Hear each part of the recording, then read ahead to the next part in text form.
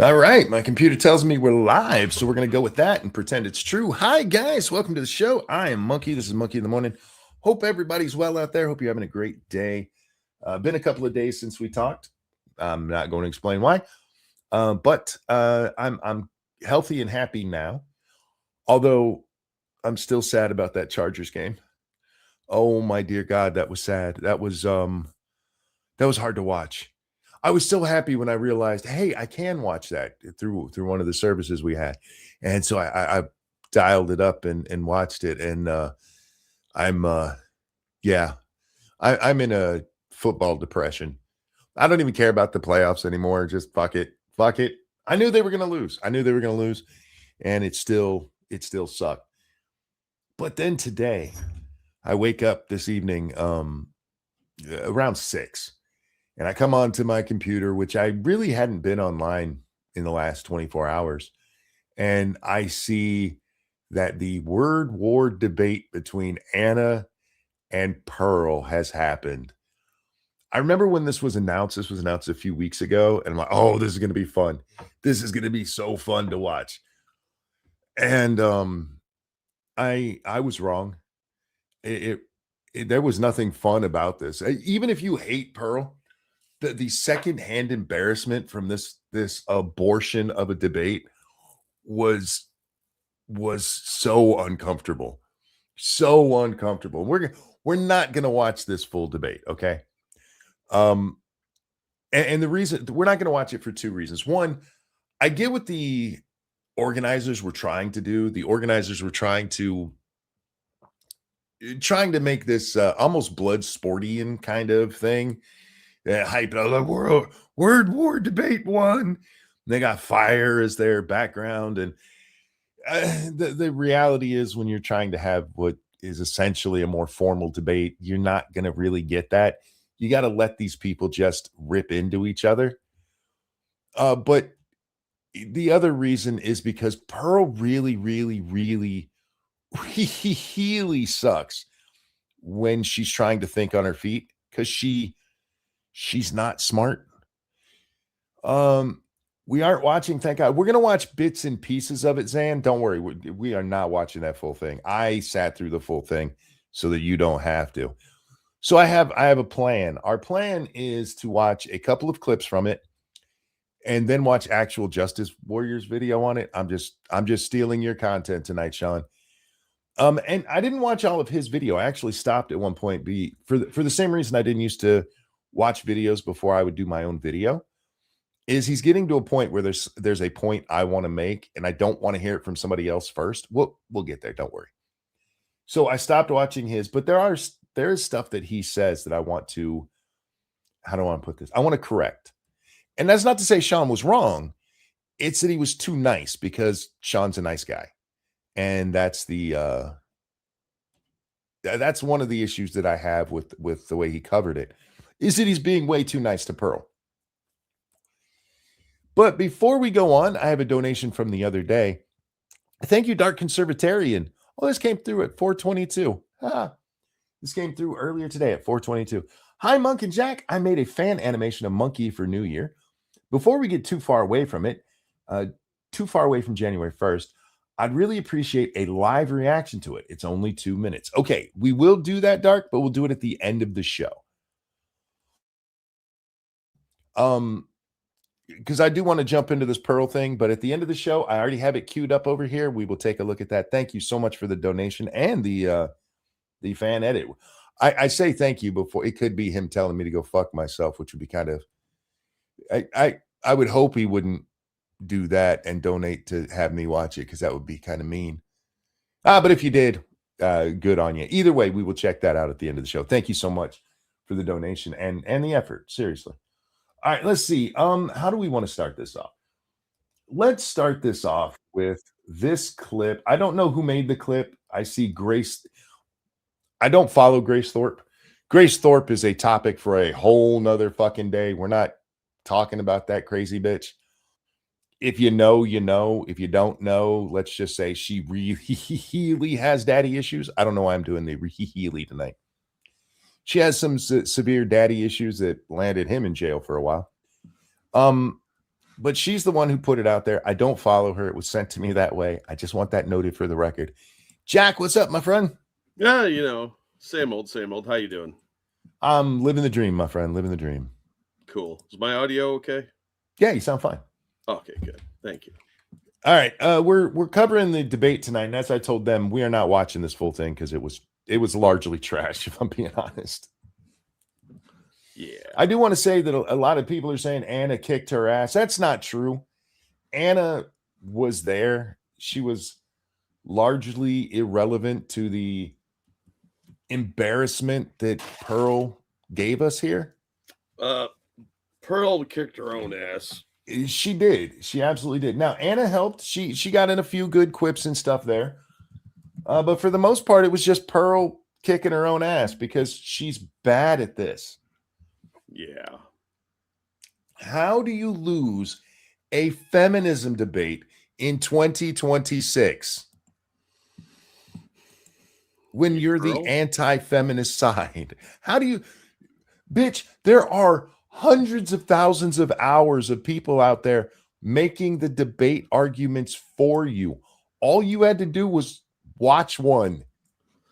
Sounds like a lot of work, monkey. Oh my gosh. Oh, okay. So we're gonna watch this clip again. I don't know who made it, but it would the one we're watching was put out by Grace Thorpe. Fuck, man. When you were the one who sent me this, and when I saw it was Grace Thorpe, I was like, does he follow that crazy bitch? Nope. Just kind of blundered across it. And I was like, oh yeah, this is the one I'm giving him. Yeah, that's it's amazing. Pearl on her feet is like playing Skyrim on, what did I say? ColecoVision. The circuits aren't there. That's fair. That's fair. Look, Pearl is not smart. She's just not smart.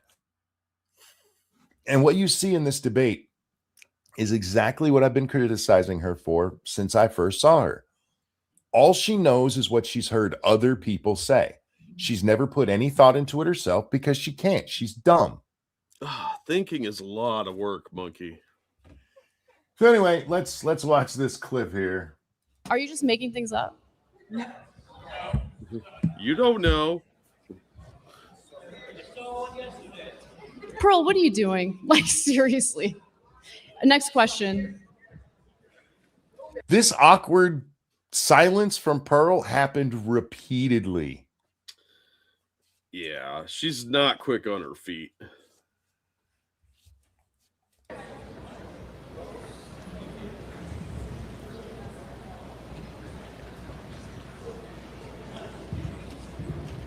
How many women die every year during childbirth? Not many.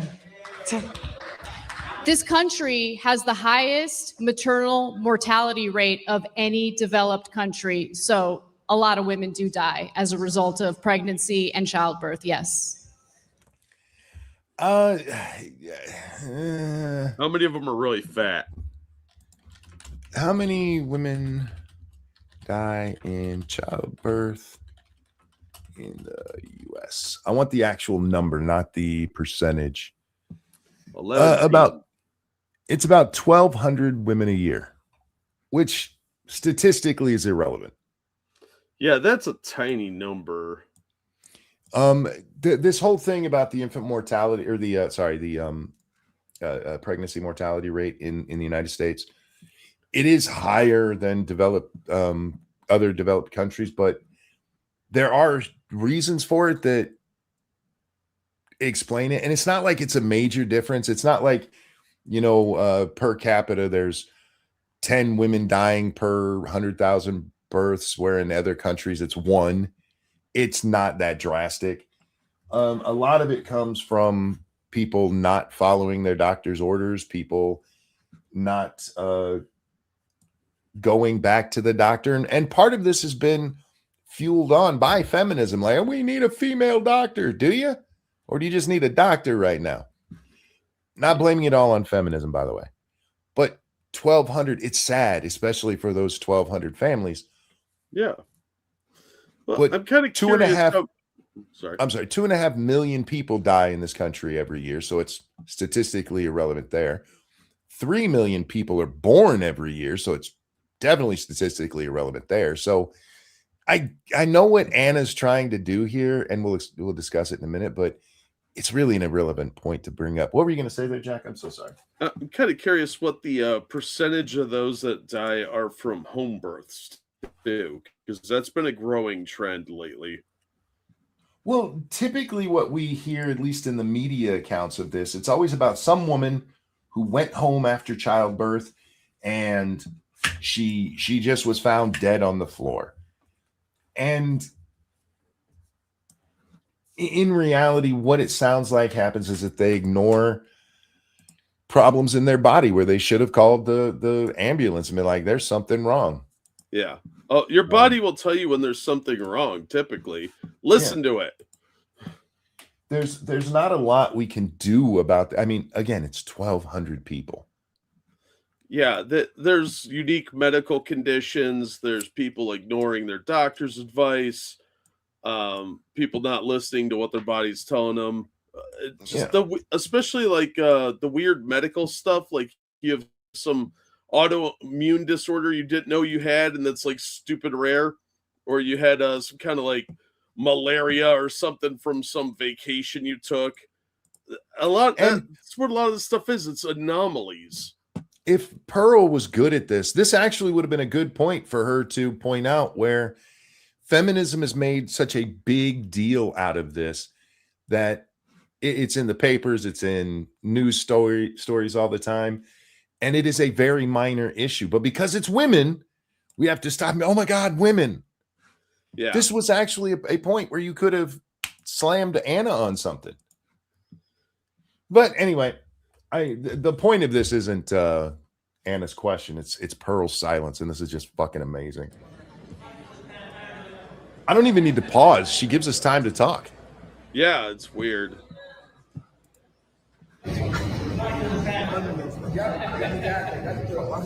Pearl isn't saying anything. What? Got this, Pearl. What the fuck? She isn't saying anything. I don't know what people were expecting out of Pearl. Have you guys never seen her when she's actually challenged anywhere? I don't think most people have seen her live. Pearl is great when she gets to repeat other people's talking points without being challenged on it. Anytime Monk, you're asking a lunatic, a UNIVAC to run Chat GPT. I hear you. I'm not asking for that. For the record, I'm making fun of this woman like I've done many times. She's an idiot, and I just like pointing out that she's an idiot because there are still people out there who follow this woman unironically. People who still think Pearl's just so smart. There's a great point in the debate, Jack, where they took a break mid-debate. So there's like half an hour, then a break, and then half an hour. And during that break, Gavin McInnes and two other idiots I don't know are discussing what's going on. And the one who's trying to make excuses for Pearl is like, well, this is what Anna does. And he actually says this. She's been on Piers Morgan several times. You know who else has been on Piers many times? Pearl? Yeah. The tall, ugly bitch on the right. But apparently for Anna, it's a big boon to being able to, speak at all. Damn you and your linguistics. Gavin claims that Pearl is a mother. He actually brings that up as how Anna shouldn't be attacking her because she's a mom. Like, huh? When the fuck did that happen? First of all, I didn't know she was a mother. Second of all, it's irrelevant. She's not. She's not a mom. That is a completely made up bullshit thing McInnes pulled out to try to shame Anna. That's my best guess for why he said something so provably wrong. Hey, Gavin, when did this ugly bitch who's been on camera for the last 5 years have this kid? Was it a joke? No, he brought it up repeatedly, actually. You know why? And people are going to be upset by this. Gavin's not smart either. Just saying. Yeah, see, I don't hate Gavin. I'm just kind of indifferent toward him. I don't like he's a provocateur, and that's Yeah. fine, but I don't like the fact that he goes to lying or at least talking out of his ass as often as he does. He does talk out of his ass a little bit. Yeah. Yeah, I'll give you that. But yeah, if you know he's a provocateur, it's a lot easier just to be kind of indifferent toward him. Yeah. But he was also glazing Pearl, which annoyed the shit out of me. Yeah, I don't like that. Like, just because you're on the same side doesn't mean you should run interference for shitty work. I just love that on the screen. I don't know what this is from specifically, but on there it says she's drunk. That's probably yeah. whoever's filming its live stream. Yeah, I don't know who it was, but Pearl isn't a debater. It says that. Yeah, Pearl isn't smart. That's the real takeaway from this. But there is a moment I wanted to watch from the actual debate itself, Jack. And this is the closing arguments. And this is what it really all boiled down to for Pearl. Pearl thought she was going to come on here. She's actually asked at the very beginning of the debate, what's it going to take for you to change people's minds? And she says, I'm going to let the facts speak for themselves. Which would be great if she brought any fucking facts at all. No, they were going to speak for themselves. At one point, she says that from 1970 until 2050, 1.6 million men will have killed themselves. And she actually, her use of the 1.6 million jumps anywhere from now to 2050 because she's not smart.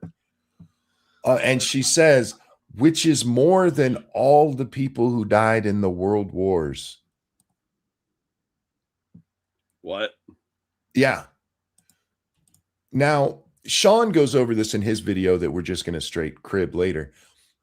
But just for the record, whether she's talking about all the wars that have ever been fought, I don't know.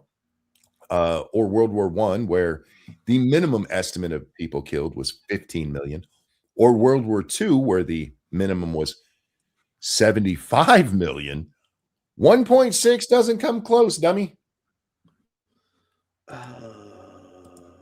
Maybe she only meant Americans. I don't know. I got nothing. No, she heard somebody else say it, and she's not smart enough to look anything up. Because she's dumb. She's dumb and lazy. What she probably was talking about is the number of Americans who died in the world wars. That's what I was thinking too. Or something like that. And instead, more than all the people who died. In the two world wars, nearly 100 million people died. The low estimate, 110 million people died. I'd be willing to bet that there were more Americans than 1.5 million anyway. Between World War II, I want to say it's like 250,000 Americans were killed.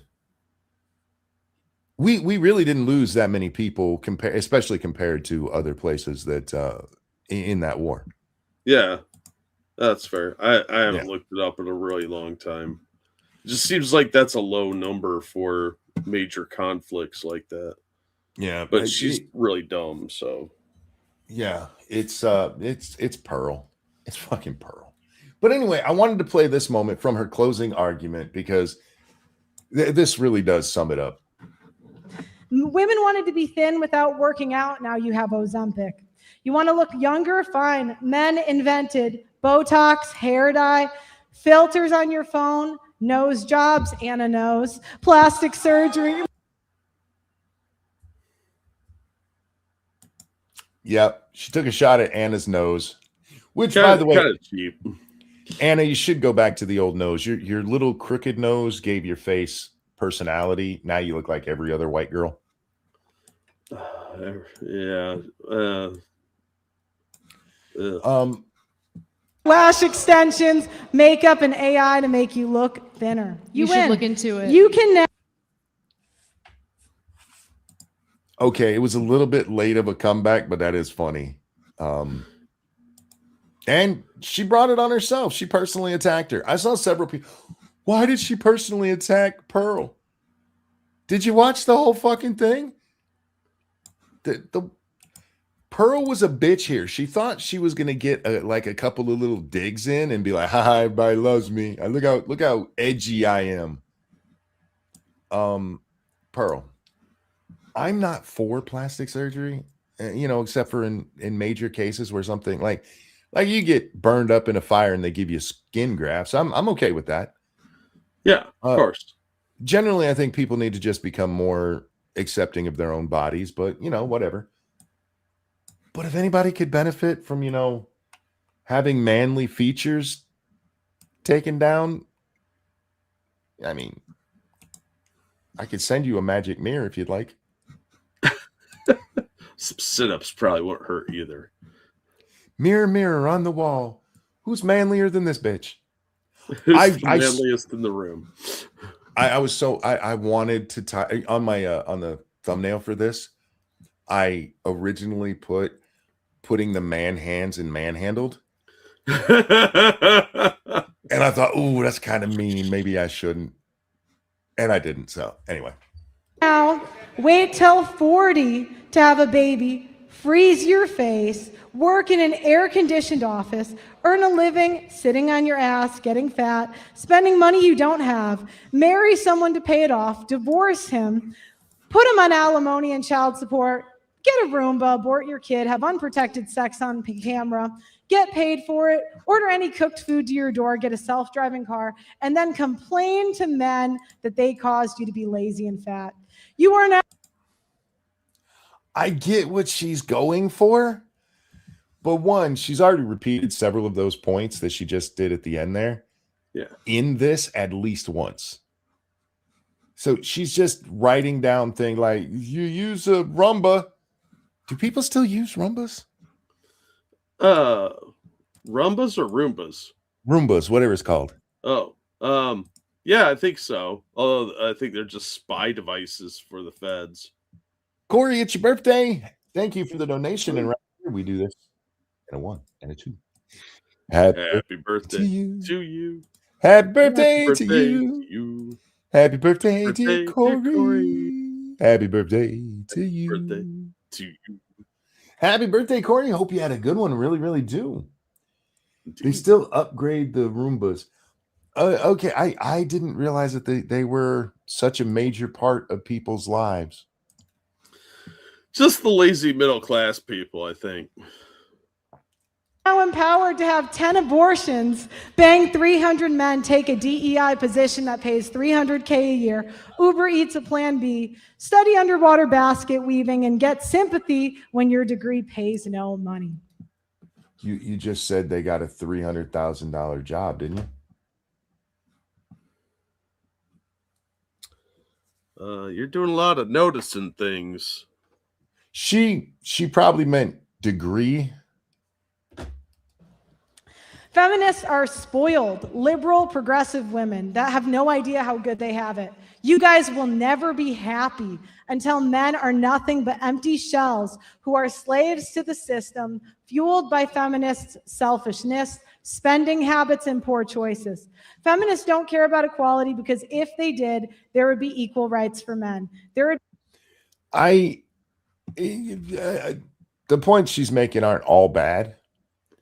The problem is that she didn't bring up any of these to somebody who believed in this stuff. She challenges Anna very early on about unfairness and stuff, and Anna's like, "Yeah, you're right. We need to fix that." Takes the wind out of your sails a little bit, Yeah. doesn't it?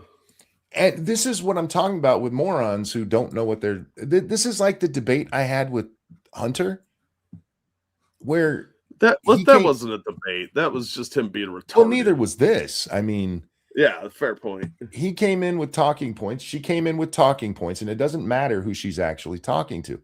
I ran into this earlier today on Twitter, where I simply pointed out that Renee Good, had she not been shot, would have likely been charged with a Class C felony for hitting a federal officer with her car.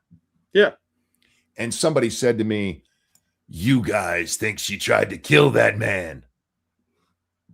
I've been pretty clear on this since the beginning of the whole incident.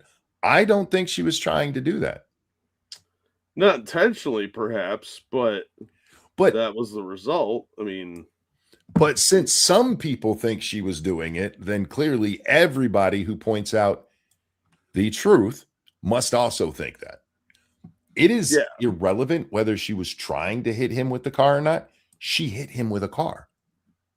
And if she Yeah. hadn't have been killed that day, she'd likely be facing 20 years in prison. She'd be looking at assault on a law enforcement officer, attempted murder, obstruction, interference with governmental duties or government operations, however they want to define it. Half a dozen other things. But yeah, you'd be looking at decades in prison. They would throw the book at her for everything. As for Anna, if this was, say, 5 years ago, I'd probably even closer to 10 at this point. Yeah, Pearl might have had some decent arguments against Anna. But Anna has changed. She's actually grown. And while I still disagree with her on a lot of stuff, I mean, she's not the same feminist she was, I'm better than you. That's not the same Anna anymore. Yeah. Well, it's kind of rare for people. You reach a certain age, you're going to be a lot more solidified in your beliefs. So Anna's growth is actually really impressive. Well, it's based on experience. And Pearl actually brings up during one part of this debate when Anna was sexually assaulted. She wasn't raped, guys. A guy felt her up, still sexual assault, but just for the clarity of it. Yeah. And she blames it on Anna's voting, and Anna voted for that. It was a white homeless guy. Yeah. You can't blame this on immigration stances or soft on crime policies. Anyway, tall person, thank you so much. Happy National Catherine Day. My mother is a Catherine. Well, happy Catherine Day to her as well. Yeah, indeed. I really enjoyed Sean's interview of Anna. I don't think I watched that. Yeah, it was like, 2 weeks ago? I'll have to check that out. I've really not been online that much, probably in the last 2 months. I know. You've been radio silent for quite a lot of time. Yeah. What, you think you got a life or something? Doing like outside stuff, having fun? You monster. But anyway, Pearl is getting to the part I wanted you guys to see. Be equal men's shelters. There would be equal funding for men's cancer. There'd be equal funding for men's cancer. Okay, look. The reason breast cancer gets so much attention is it is, while not entirely uniquely feminine, it is a very massive part of the feminine idea that women start worrying about their boobs before they ever even have them. And compared to like rectal cancer, the number of women who die from breast cancer is higher. Breast cancer affects women, and it is a high effect of women, where men are way more likely to die of something like heart disease. For the record, so are women. Prostate cancer doesn't affect women at all for some reason. So, and that's not to say that there shouldn't be some parity in the thing, but when it comes to breast cancer, a lot of that comes down to marketing. They have the Relay for Life and the pink ribbons and stuff. And if you want better attention on rectal cancer, get yourself a brown ribbon and start making some noise. Yeah, and colon cancer is one you don't want to fuck with. So you want to get that taken care of immediately. I am all for stamping out all forms of cancer. I don't know why that has to be part of this debate, but if you're going to make it part of the debate, at least focus on why something like breast cancer gets so much attention. Just saying. But be real equality. I checked 20 different feminist websites and have not found one that mentioned a single issue that asked for men to be equal. Okay. How many men's websites did you go to that asked for women to be equal? Stop noticing things. I understand that feminists aren't for equality, But I went to feminist websites and it was all about the women's is one of the most retarded things I've ever heard somebody say. Look, I was on the Mary Sue the other day, and it was shockingly very pro-woman. Right? Yes, RIP to Scott Adams, and fuck the New York Times and the Boston Globe for their fucking articles about that. Oh, it was disgusting, man. Fucking gross, ghoul, bitch motherfuckers. Yeah. Rest in peace, Scott. Yeah. Look, there were times I disagreed with Scott Adams publicly, Jack. Yeah. Well, I mean, we disagree with lots of people. It doesn't mean we hate them. Yeah, he didn't deserve the shit that they're pulling now. No, and he was overall a good person. So tell you what, New York Times, I will give you a pass on you guys calling him racist in your notice of his death. If when Biden finally kicks the bucket, you put showered with his daughter when she was too old to be showering with him. Yeah. Good luck with that. Yeah, so real quick. Thank you, tall person. And some for you, Mr. Jack. Yay, thank you, tall person. Surprised there is so much resistance in Minnesota. Didn't think they could come out in such force during the winter. Well, most of them are transplants or people that are bussed in, paid protesters, that sort of thing. I saw some of the ads they were putting out. People have dug them up. And they're getting paid pretty good to be out there. So, there's groups out there now like Ice Watch where they actually like coordinate their efforts and communicate with like phones and walkie-talkies to try and harass them. So I'm actually a little surprised there's still so many people out there because it is damn cold. Faithless says they're not equal. They are privileged and have more rights protections than men. I agree. Absolutely agree. My point here is that if you go to a website that sells chicken, then you're mad that they're not selling hamburger. It's probably because you're an idiot. I feel a little judged right there, but thank you, Jeremy Hambley, who says even I could debate this bitch over this bitch. This bitch is so much better than that bitch. Wait, what bitch am I rooting for? I'll take the fence post out of my ass when it's decided. Buy my coffee. That is pretty much all of Jeremy's content, isn't it? Oh, God, we got to go over that Mikey No More video. Fuck. Oh, my God. Did you hear that Hambley's cutting staff, too? No. Yeah, he was cutting staff, like letting some people go, and then he advertised for an editor. So, and rumor has it that he's cutting the pay of his co-hosts. Oh, damn. Yeah, so I guess all those Rolexes were a little too pricey for him. A little bit too much. Maybe he should have avoided that. It only asks for special treatment. Feminism has empowered women to destroy this country through the death of 1,000 cuts. Feminism is not about equality, it's about insidious domination. It has been a slow creep to where women are complaining about their non-existent oppression. Men have figured this out because they're highly adaptive and the math is not mathing. I am curious to know feminists' plan when men refuse to stop providing, protecting, and maintaining the civilization you enjoy corrupting. Feminists are about to fuck around and find out. Feminists. That's the part I wanted to show you because this is her whole plan. Feminists are about to fuck around and find out. I said the words. I said no words. Well, I thought it was kind of weird that she said that there were only 1,000 of them. Oh wait, that's cuts. Cuts, yeah. Yeah, I inserted an N in there just out of habit. This really does encapsulate everything that Pearl tried to do. She wanted to have mic drop moments throughout this, and it just didn't work because it was Anna and not a OnlyFans whore. Yeah, if you're not on the whatever podcast, it's a little more challenging because Anna's not a retard. And Pearl's not good at delivery, memorization, or debates, or public speaking, or pretty much anything else. Rap. Oakview says Pearl is built like a bank robber disguised as a woman. You're not wrong.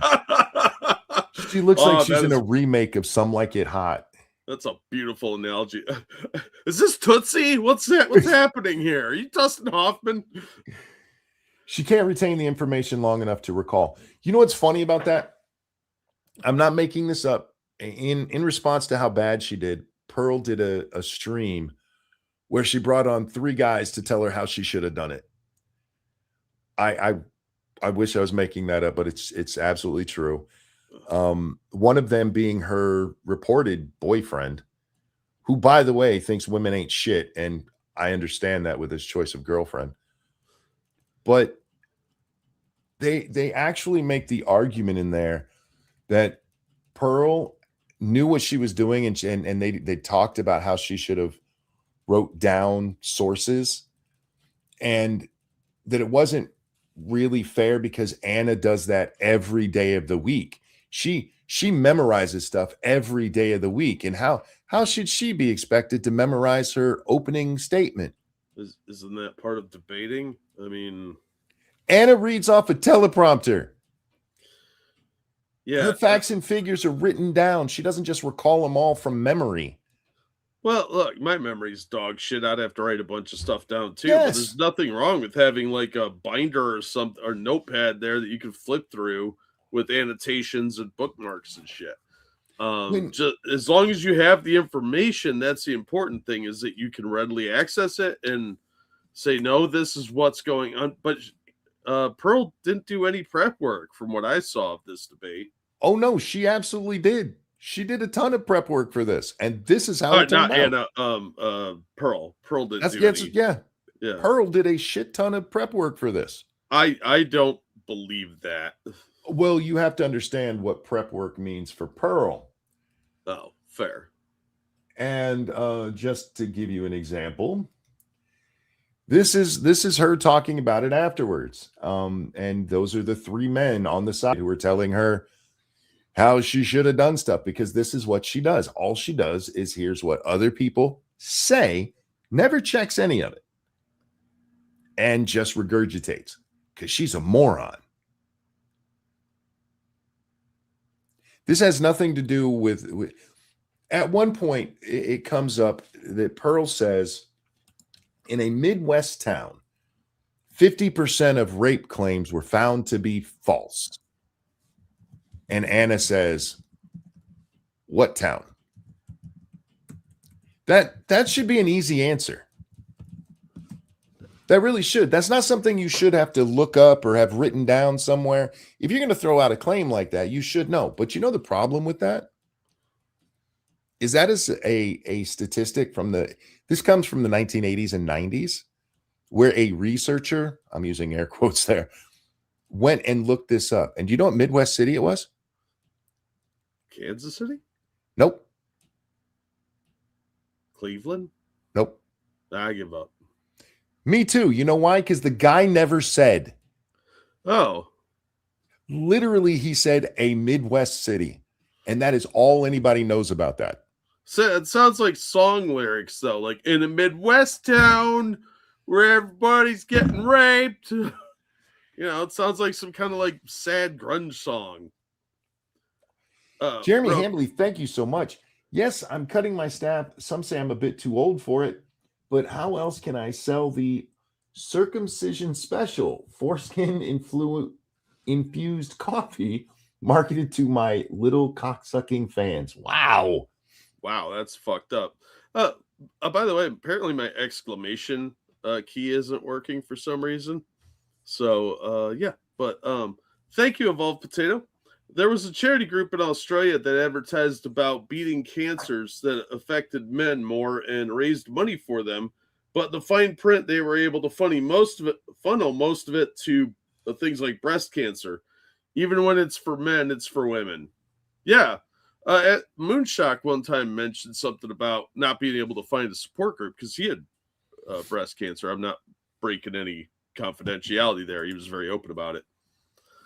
But he couldn't find any support groups, and a lot of support groups won't take men. So yeah, it's all about the fine print when you do donations to things too. Yeah, I don't know about that one specifically that was brought up in the thing, but when it comes to not finding support groups for men or not wanting men in ones that are for women, I understand that.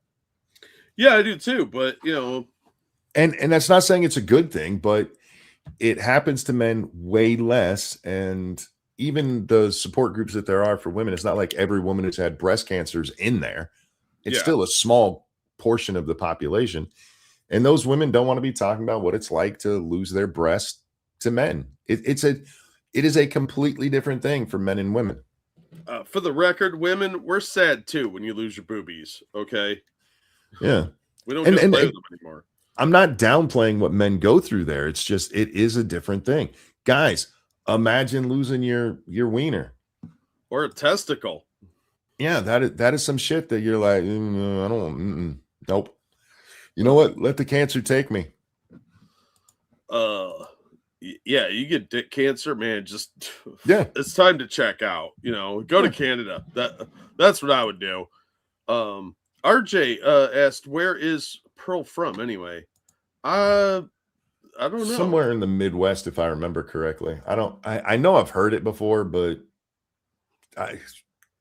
near Chicago or something like that. I can't remember. Yeah, I don't know.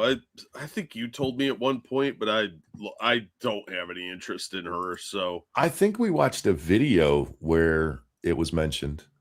probably we Yeah. have made fun of her quite a bit, or critiqued her, I should say. No, I make fun of her because she's an idiot. I mean, there's critique in there, but I also absolutely make fun of this man-handed woman. I'm not convinced that she's not a dude. You know, I'm not either. Yeah. I think we need to get Candace Owens on it. She does have the peanut detector there, so She does. So I'm not convinced that the Pearl's a chick, and I've never seen any evidence to prove she's a chick. we don't have any evidence that Pearl is not married to Macron. Indeed, we don't have any proof of that. She could be Macron's wife in disguise. Candace will just blame the Jews. True story. Okay. French Jewish assassins, monkey. They're out there. This is Sean's video, and I want to take a little bit of umbrage to his title. Anna Kasparian humiliates Pearl Davis. I know you're friends with Anna, Sean, and I know you're very high on Anna. And I'm not being facetious there. He's not made any bones about that. He's a friend of hers and all that. But Anna didn't so much humiliate Pearl as Pearl humiliated herself. Yeah, Anna sort of allowed it to happen. Yeah. And I hear that Anna is best friends with his channel. So There's quite a few times in here where if Anna was a little more on the ball with what she was talking about, she could have really humiliated this bitch. I do love near the end where Anna straight up calls her a bitch. There's a moment at the end where Anna looks at her and goes, bitch. And I forget what the exact exchange was, but it was funny as fuck. I suspect that by the end of this, Anna felt kind of bad about the whole thing because this was embarrassing for Pearl. Well, you see it in that one clip. Pearl, what are you doing? I think that was genuine in Anna, where I think you're right, where she was like starting to feel bad for her. Because how could you not? Yeah, I mean, sometimes I feel a little bad for that chubby kid we make fun of, Hassan. But then I remember who it is, and I'm like, yeah, I'm done feeling bad for that fat piece of shit. Anna made basic feminist points that could have been defeated by someone with at least single-digit IQ. Anna didn't really make that many feminist points. She didn't need to. She didn't need to. This was barely a debate about feminism at all. It was more of Pearl doing her best Kevin Samuels impression and fucking it all up. Yeah, don't try and imitate the Godfather. You're not going to be good at it, and it just makes me sad. Well, like from the get-go, she brings up this guy who's in the audience there who helps men with suicide. That the suicide thing's going to come up repeatedly. But at another point, she then accuses Anna of playing to emotion. Like, bitch, you started that way. Yeah. do as I say, not as I do. It's like, come on. I forgot to refill my drink before the show, so I'm going to be across the room for a second getting some soda. You want to talk a little bit? Sure. Thank you, Evolved Potato. I look at it kind of like how there are tons of women's shelters for domestic violence, and basically every man is all for that. But whenever a men's shelter pops up, women go out of their way to destroy them and anyone associated with them. Yeah, I don't think there are any men's shelters left in the U.S. There were a couple, but they all got like women freaking out about it, mostly hyper feminists. And that's fucked up. And it is a point to bring up about the over victimization of women in this country. And it's something we've talked about on this show, God, years and years and years ago. Yeah. But unless Anna is the one making or arguing that, unless Anna is the one going, no, we don't need men's shelters, you can bring up that, hey, this is what's happening and it's wrong. And when Anna goes, you're right, that's wrong. Well, then you didn't make any point at all.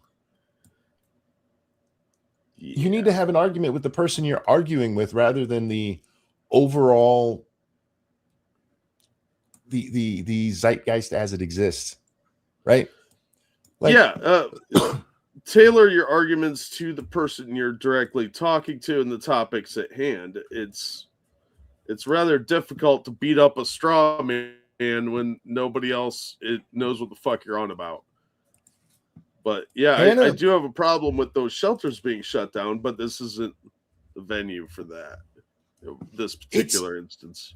It is worth bringing up to get Anna's point on it. What do you think of that? And if she agrees with you, then, oh, well, then we're on the same side on that.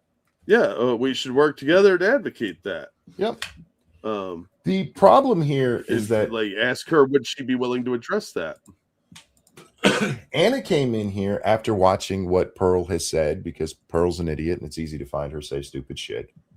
Mm-hmm. And Pearl came in here with talking points from her ugly ass boyfriend who hates her. You could have watched Anna, even with Anna's change, right? You could have forced Anna to repeatedly point out that she'd been wrong about feminism before. Repeatedly, because she used to be a hardcore feminist. You could have had quotes from her, things she actually said. And instead, you came in with, that guy talks to some people who tried to kill themselves. And then had the balls to look at Anna and go, why are you talking emotionally? You're appealing to emotions. This should have been, you could have forced Anna to repeatedly say that feminism has been wrong over the years. That would have been a win in a feminist debate. Oh, sure. And instead, you got owned by your own nonsense. You fucking moron. All right. Sean's video. I think his video starts with the same video that we just watched, but it was fun, so I want to see it again. 90%. That's a totally made up statistic. Where are you citing that from? How many women died? There's a great, yeah, that right there. Uh-oh. She can't even mention where she got stuff from. Which, by the way, her little boy who came to tell her how she should have done this, when Anna asked her what Midwest city it was that 50% of rapes were found to be false. By the way, that's not true. They told her, and I not making this up, you should have just said a city. Just lie. Just lie. That's what they told this dumb bitch. Oh, fucking hell. Yeah. Wow. Real quick. Thank you, Alan, for the generous tip there. Hello, my friend. Hey, Alan. Hope you're doing well. Long time no see. It's probably because we've been off the air for a few days. Oh, God. Yeah. This is so bad. Devil Pup, we're not even going to see the worst parts of it, thank God. Somebody asked me live reaction, and at that time, I was about halfway through it, and I'm like, there's no way in hell. There's no way in hell I could do a live reaction to this because it is that bad. I kind of zoned out for a while. Like, I was staring off into space. I don't remember, like, 3/4 of this thing because it was so boring. And I was like, God, Pearl's dumb. Oh my God, she's terrible at this. And I just started kind of like drifting off into my own little fantasy land, thinking about stuff like stuff I got to do tomorrow and all that kind of. And then I'm like, oh shit, it's over. And there was like some true crime thing on. Like, oh, autoplay. By the way, guys, please go check out Sean's video. It's Actual Justice Warrior. I'll throw the link into chat. Check out his video. So you don't have to have my commentary over it and interrupt it every 10 seconds. Plus, seriously, he did the hard work. As you see, this isn't the exact same video that we watched. It's more embarrassing clips, which is fucking wonderful. Dude, there were a lot of he could have just picked like random sections and it would have had something embarrassing. Yeah. Every year during childbirth. Not many. This country has the highest maternal mortality rate of any developed country. So here's another point. You could make a point here, Pearl. Having the highest when they're all really low is meaningless. Yeah. Let's say just to make the point. Let's say in Australia, right? 4 cats are anally raped every year. Oh, Jesus. Damn it, Abos. In the rest of the world, it's only 3 cats. That's still not that many cats. It's a statistic. That doesn't mean all of the Australians, just because they're doing more, doesn't mean that the Australians are raping cats every day. I would think that's an emu issue. But I would hope the Australians aren't doing that. What an example. I try to, keep y'all on your toes. Make sure you're listening. I often go to absurd examples just to point out the absurdity of it.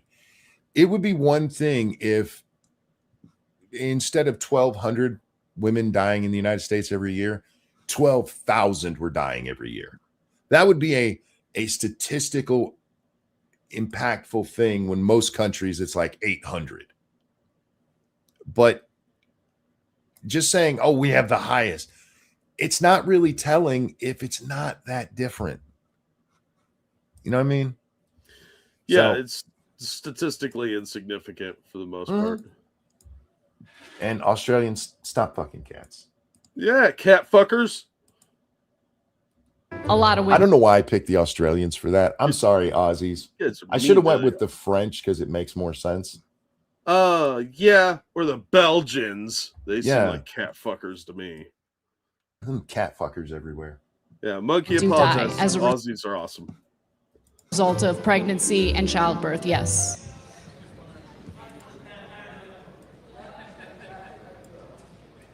This hasn't been altered.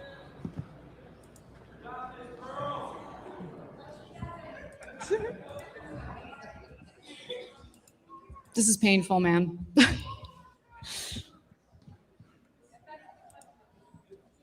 Is it my turn? What the fuck are you doing? I wasn't listening. Is it my turn? I kind of ignored you, Anna.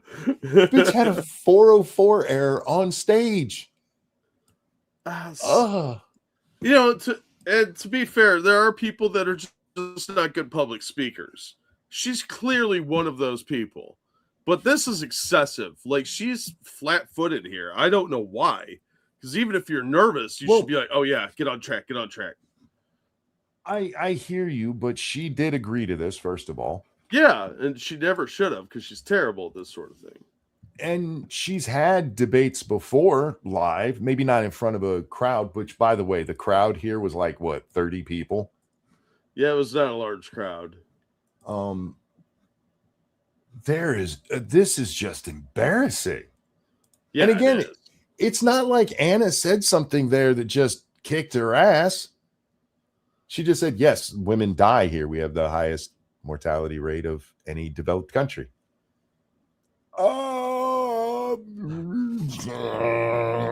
Like the modem's trying to connect. You get that old sound. Criminy. All right. Oh, before you go on, thank you of all potato. I didn't really listen to what Anna said. I heard men and women's cancer funding parity, and I needed to vent. I personally raised a lot of money for those cunts, and they tricked me. That's fair. Yeah, absolutely. Yeah. You know, when you raise money for something, you want to feel like it's going to the right cause. And when they pull a bait and switch like that, you have every right to be angry. And that's shitty because cancer is awful. And anybody like Boogie, unforgivable that he faked cancer. Yes. Unforgivable. Having seen what cancer does to the human body is fucking horrific that somebody would fake that. Yeah. So anybody that scams cancer charities or does these fake fundraisers or fakes having it, there's a special place in hell for people like that, I hope. All right, back to our 404 error. Do you have any other questions for me? Not right now. All right. There's videos on the internet see my everywhere of sister-in-law. women getting their guns taken because they're not strong enough. Are you just making things up? You're just making things up. That's actually a fair question. Pearl, what are you doing? Like, seriously. This is what I was talking about, this secondhand embarrassment. God damn. Dude, at that point, I'd be tempted if I were Anna just to be like, look, let's just stop this. This is getting humiliating. And not for Anna. We would all know who was getting humiliated.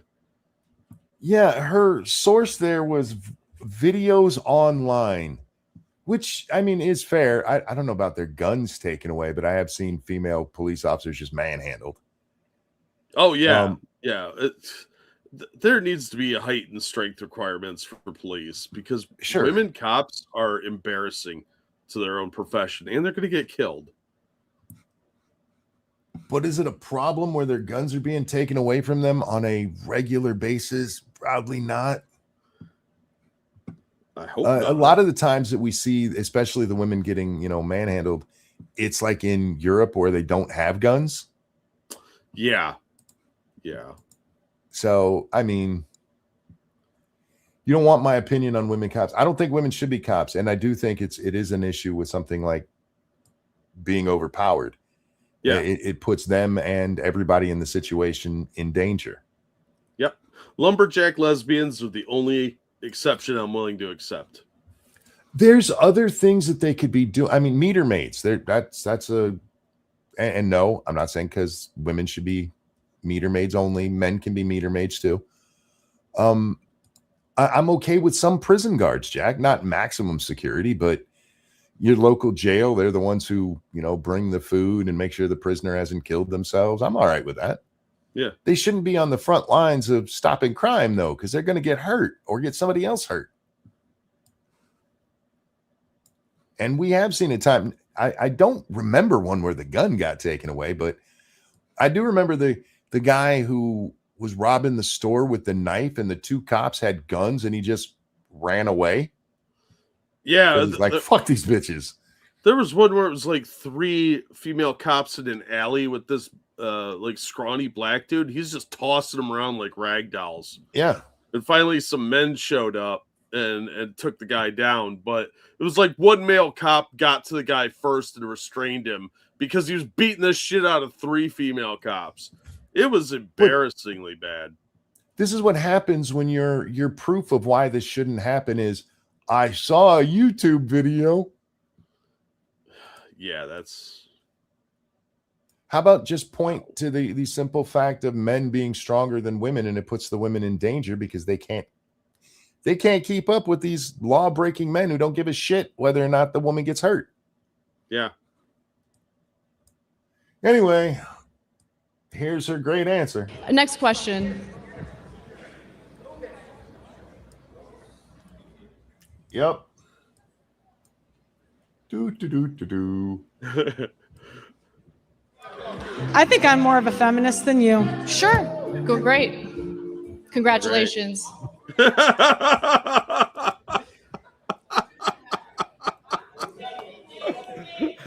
Sure, whatever. I don't care anymore. What point did you think you were making?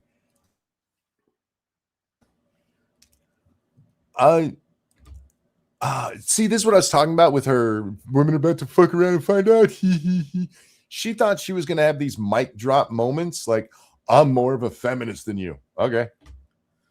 And? How's that special? So this is what I was talking about. You're supposed to check your money hole, by the way. Oh, sorry. No, you're fine.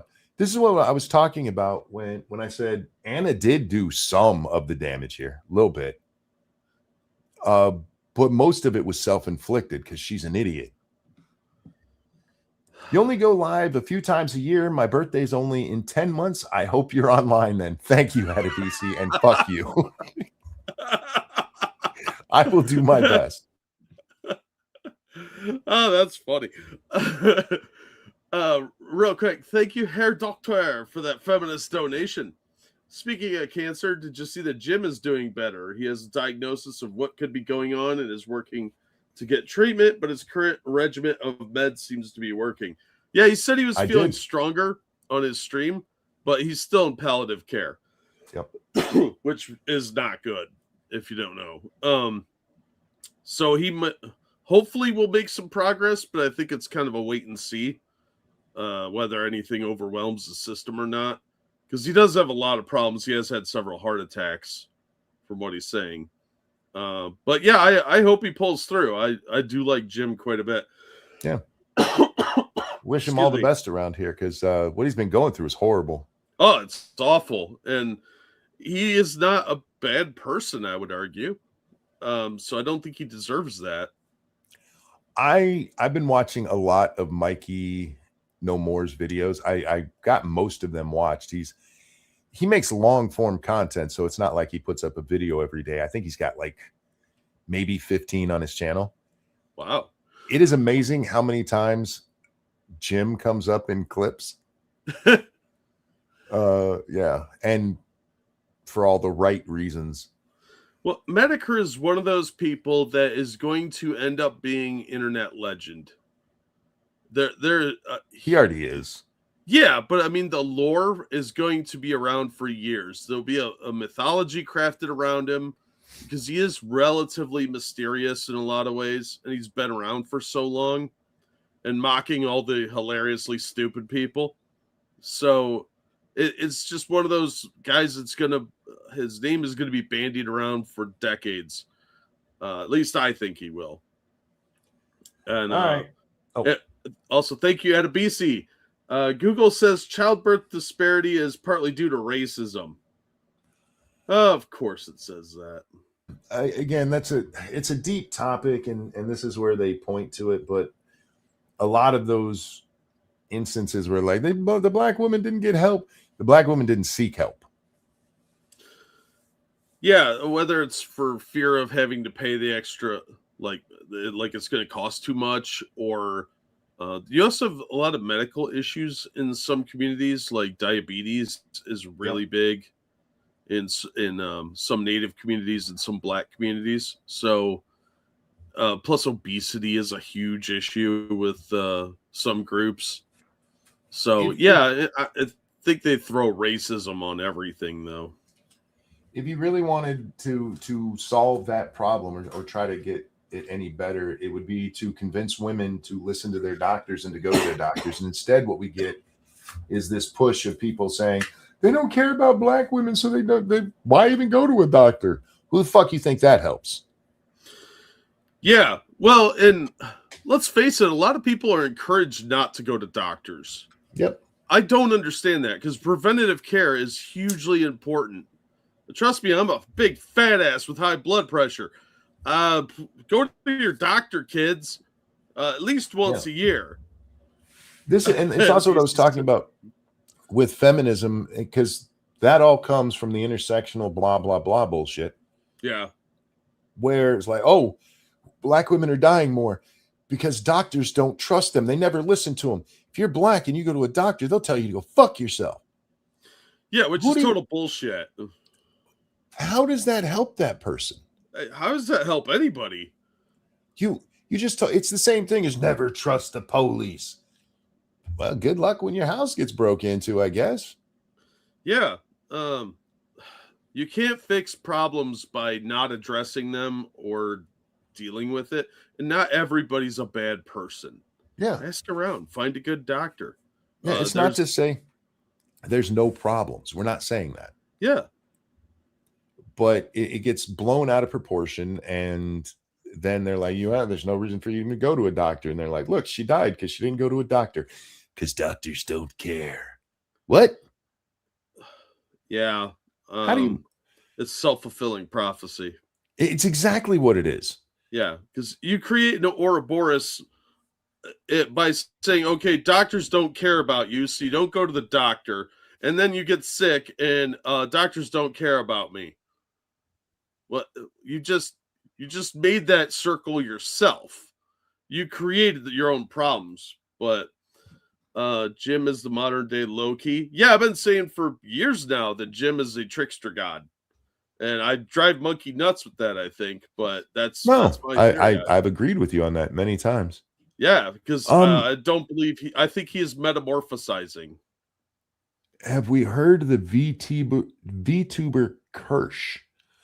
I'm just going to tell you right now, the only VTuber I know of is the mouse thing, Iron Mouse, and that's just because their name was all over Twitter for a couple of days. I don't watch VTubers. I find it a little creepy. Yeah, I don't know who that is. I know who I've heard of Iron Mouse, which I thought was some sort of like Nazi thing, like a Nazi mouse, but turned out not to be that cool. And Peanut, who everybody seems to hate for some reason. So that I don't know anything about VTubing. What about Nux? I mean, I guess, yeah, technically he is a VTuber. Typically, when I think of VTubers, it's little Asian girls. I know there's other ones like, I mean, technically Satsu was, I mean, he had his little potato thing. But yeah, I can't watch those videos. I would rather watch a video where you don't see the person at all than see some, I guess AP would be the only one that I watch with any regularity. I don't think he would consider himself a VTuber, though. He's a cartoon. He is a cartoon, but so are VTubers. They're just usually creepy old men pretending to be young girls. So they're pretending to be animus. They're animus, anime, whatever the fuck they're called. They're the little fancy girls. Let's ones. Be honest. Yeah, but they're never hot Asian chicks ever. Oh, you have clearly never gone down that rabbit hole, my friend. No, I mean in real life. Their stupid little avatars might be, but they're not. No, in real life, it's a fat old white guy. Yeah. So one of the perverts is into lollies. See, yeah, another reason not to watch them. Oh, thank you, Okie Native. Completely unrelated. So's what we're talking about. I was at one of my special lady friends' house yesterday. Nice. Drama show across the street. Ooh, that's a dinner and a show. 24-year-old hood princess with 9 kids had her current man over for the first time. He was pissed that she was letting him hit it raw. Yeah, she already got 9. She going for 10. She's trying to get a whole baseball team there. That's how they trap you. That's a financial plan. And 24 years old with 9 kids, that's some horrifying math right there. Anyway, we should get back to our point here. I kind of want to hang out with Okie now and go see that hilarity ensue. But anyway, thank you, Okie.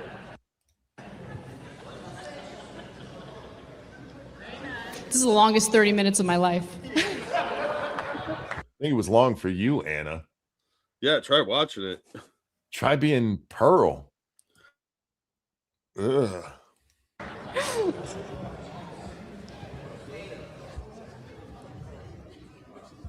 Okay, I'm going to interject again if I can. All right. Is it really interjecting if nobody's talking? I mean, I guess called saving the show, right? And this is one of my problems with this format is, I mean, he brought on 2 big names, Anna Kasparian and Pearl Davis. And if you had done any research into Pearl, you would have known this was going to be horrible. I mean, Pearl just had to be saved by a dude. That must have hurt. Oh no, that's all she ever does. So Anna Kasparian of the Young Turks, literal best friend of this channel right I love that he plays that up. Yeah. here, recently did an event in Atlantic City where she debated in person Hannah Pearl Davis. It was actually the headline debate. It was at an event called World. See, and again, that's the I know what they were going for here. I do. And I kind of appreciate it to a point. But live in-person debate that's going to be fiery and you make these two your headliners.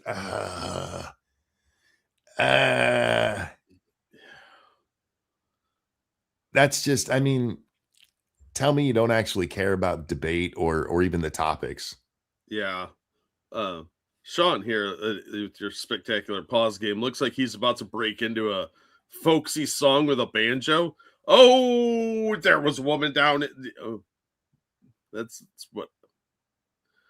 Sorry. Oh, you're fine. I'm just gonna be quiet. Dirt pause. I mean, that's not a complete dirt pause. I've done much better. Yeah. Every pause you do is pretty spectacular 90% of the time. This was an all-around bad idea. It was a poorly executed mid idea. Yeah, that's a good way to put it. Yeah. World War I, which I will call World War I multiple different times throughout the course of this video. And although that premise on its own sounds ridiculous, Anna debating it. That is another thing. I mean, calling it World War I, you're just asking people to mispronounce it over and over and over again. Yeah. Not real great for branding, homie.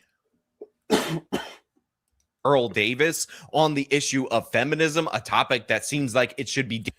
To be fair, Pearl gets stage fright. She agreed to this. There's no fairness in pointing out she gets stage fright. She knew it was on a stage. Why would you agree to do something that frightens the shit out of you? Publicly, you know what I mean? It's one, if she gets stage fright, she should go to like some improv class or something where she gets a little stage experience. Yeah, there's training things you could do, like Toastmasters or take some communication courses at your community college. All you pointed out is she was too dumb to realize she shouldn't have done this. And I get what you're going for there. And if she gets stage fright, she gets stage fright. But I don't get stage fright, so I don't mind going up on stage. But if I did, I would be like, nah, bro. Like I'm afraid of heights, Jax. You know what I do? I avoid heights. No, I thought you were going to say climb ladders and do parkour. Dated back to like 2014. The only thing more ridiculous than this particular premise was the fact that it actually happened, and Pearl Davis's performance was so embarrassing, so humiliating, so terrible that the much more prepared for this conversation Anna Kasparian actually suffered a little bit as a consequence of Pearl bringing literally nothing to the table. I mean, I would actually agree with that because Anna wasn't really challenged in this thing. And so just by virtue of being there with this retard on the stage, and for those of you who know me, I don't think real highly of Anna either. I'm glad to see she's grown up some as she's gotten older and stuff, but she still holds on to a lot of liberal beliefs that are just kind of stupid. But she doesn't actually get any real time to shine here, and she has a couple of little, like her "you should try it" when Pearl's like, women got makeup and plastic surgery and all that. It comes off more petty than like really biting, or you know what I mean? That's a good point Sean brought up. Catty. Yeah, it's not a great look. I don't blame her for doing it, and I did enjoy it, but it doesn't make Anna look really good. Again, if you watch this debate, you will see that there are moments after moments of Pearl awkwardly pausing, repeatedly smiling awkwardly, looking at her piece of paper, not answering any of the questions brought up by Anna. Because there's one point where Anna just simply asked Pearl whether she would date a poor guy. And Pearl won't answer that question. And Anna brings it up again, and Pearl's like, see, this is the nagging I was talking about. It's a debate, and you were asked a question. And finally, the debate moderator has to pop in and go, Pearl, will you answer the question? And her answer is, love is love. And it took her like 5 minutes to come up with that after she came up with, this is the nagging I was talking about. Wow, that should be a pretty easy one to answer. Yeah, very simple. But Pearl, if nothing else, is a fucking hypocrite, and Anna put her in her place there because she was whining about how, you know, women go after men's resources. And she's like, would you date a poor guy? And Anna points out she married a dude who was in debt. So Pearl bringing up this, women just go after people's. Again, debate the person you're debating, not the overall thought, unless that person has embraced that overall thought. This is really not that hard. Don't embrace thoughts, guys. That's how you get an itchy downstairs.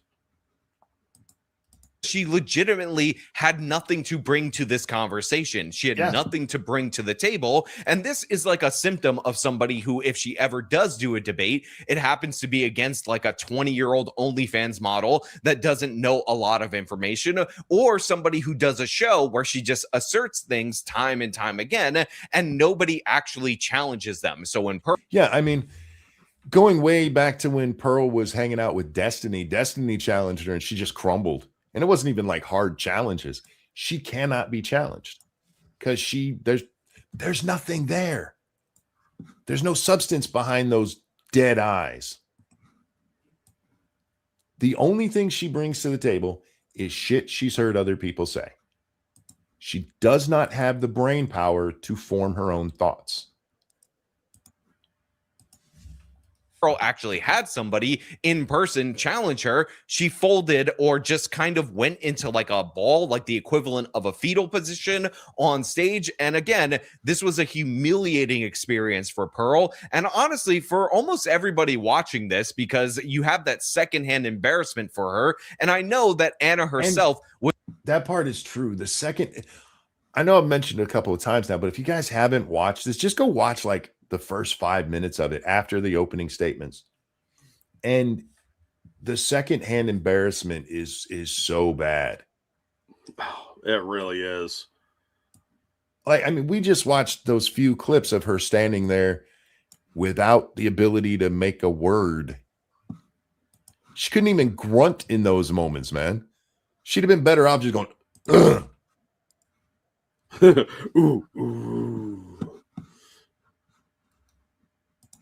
Was feeling that embarrassment. Now we're going to get into this, but I do want to say thank you to the people running the Word War One Twitter account for actually offering me a ticket in person. I don't care about that. Was a death that would have been brought to me out of people wanting to include me, and I think that's really nice. But before we get into this, before we break this down, I want to thank everybody who supports this channel via actualjusticewarrior.com/join. Give me the money. Give me the money. Okay. In a May, I'll let Sean get his shill in. Yeah. Seriously, do go check out his full video over there. I don't know how much more of this. There is a part I want to get to though, so I'm not sure how I want to do this.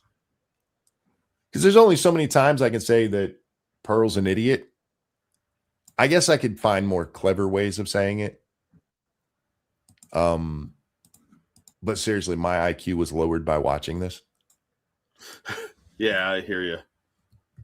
2024 appearance on Tim Pool's Culture War podcast, my opponent, Pearl Davis, declared that women aren't really doing much. We're not having kids. We're not really contributing to the economy when you look at output.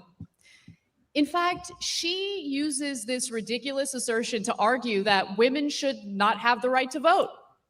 While it's true the birth rate has declined, and we'll revisit that in a bit, women account for 47% of the American workforce. The Council of Economic Advisors found that women have contributed a substantial portion of the US economic growth since 1970, which wouldn't have been made possible without the feminist movement. Pearl, let me help you out. You see what Anna did there? Anna took a statement you made publicly and challenged it with the actual facts. 47% of the workforce is female. Women don't do anything. You can make some arguments. You can make some arguments that the things that they're doing aren't as impactful as what men do. If you want, you can make that argument. But to just leave it at they don't do shit. This is the problem with Pearl. She can't point to any of the things that matter, right? Like you want to talk about that 47% of the workforce? For women, a ton of that is very low wage jobs. It's retail, it's fast food.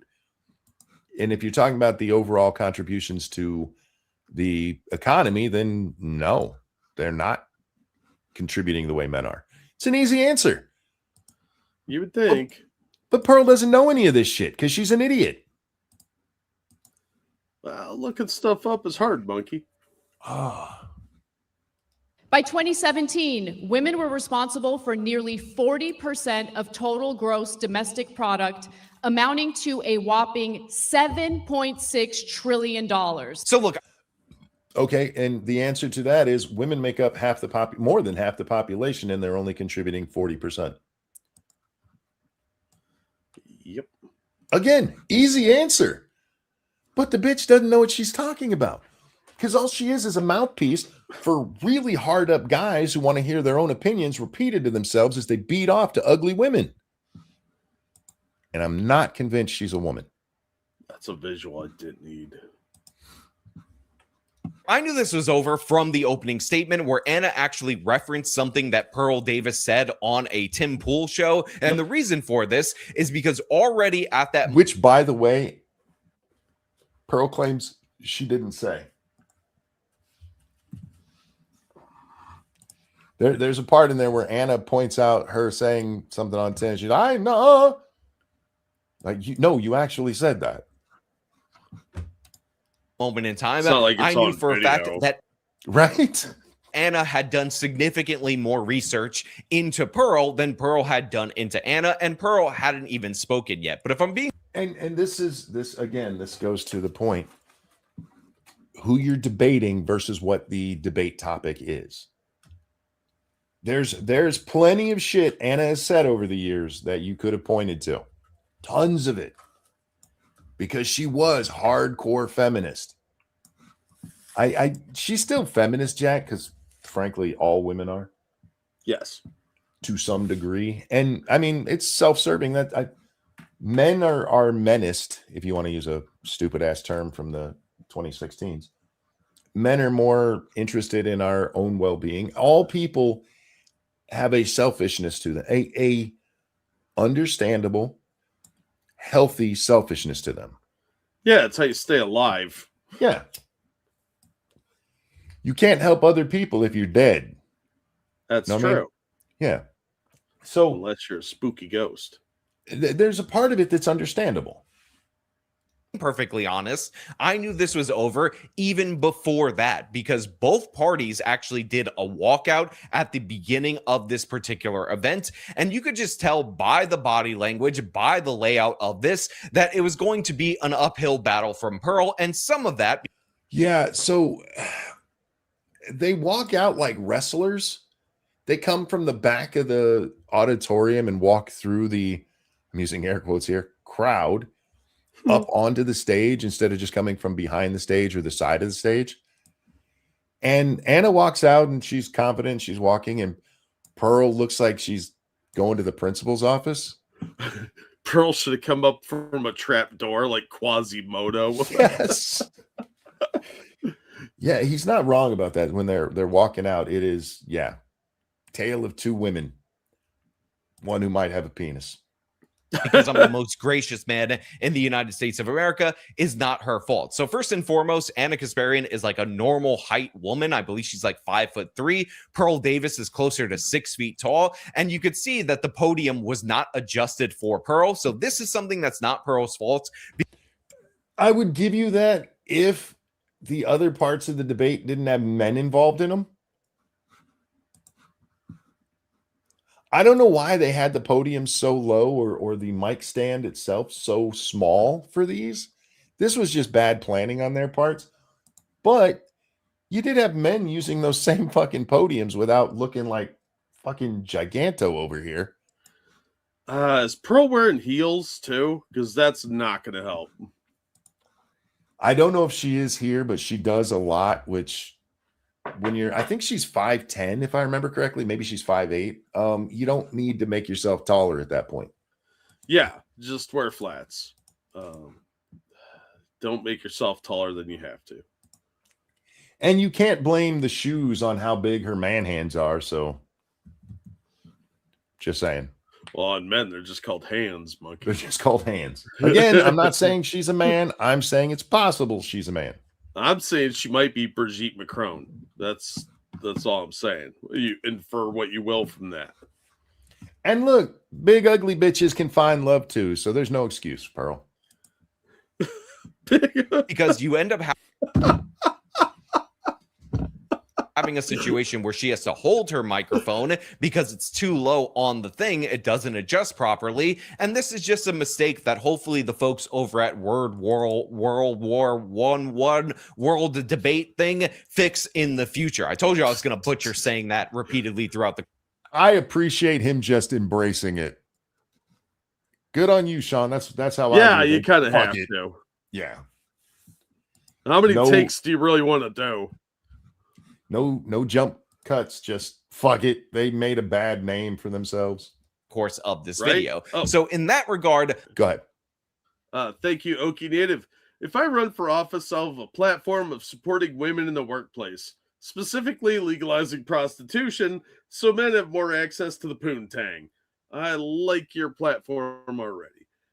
Plus, economy, yada yada. Less violence or something, plus drugs for everyone. I think some people need less drugs and some people need more drugs. So, I'm not opposed to your platforms here. If he gets the first part of his platform, there is going to be a lot more drugs, penicillin specifically. Yeah, or like the Old West, it's sarsaparilla, the cure-all for the Old West. I do feel a little bit bad for Pearl, but in addition to that, I will also point out that Pearl did not represent herself well in a multitude of ways. First and foremost, the body language throughout the course of this debate told you everything you need to know. If you actually scroll through this and just tell me, okay, just looking at what's on the screen right there, tell me this does not look like a woman debating a trans man.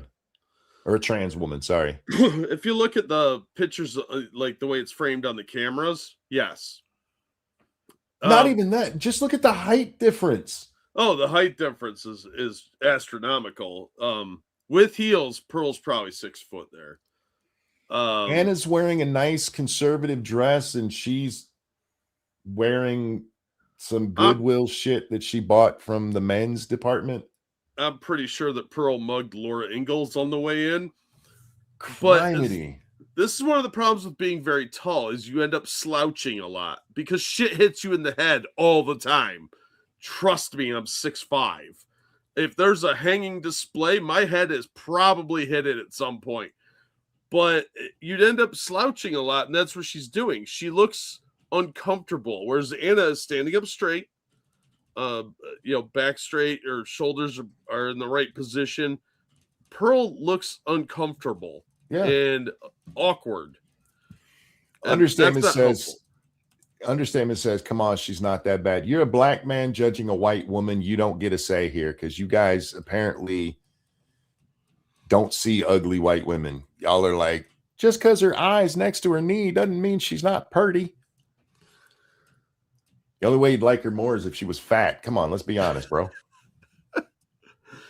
I know a lot of black dudes that are into gingers too. I never understood that one either. They're shapeshifters. You gotta be careful. I like gingers that are pretty. She's just not. Yeah, She well, has look. I'm not being mean here, but she has very manly features, including those giant hands and her frame and all of that. She looks manly, and she Yeah. does nothing to fight it. Oh, I don't disagree. Redheads come in two varieties, hot and not. So she ended up on the Yeah. not spectrum. There's not a lot of just mid redheads, are there? No, there aren't. There's hot and not. There's redheads are an incredibly small portion of the population anyway. Thank God. But yeah, because they're shape-shifting witches.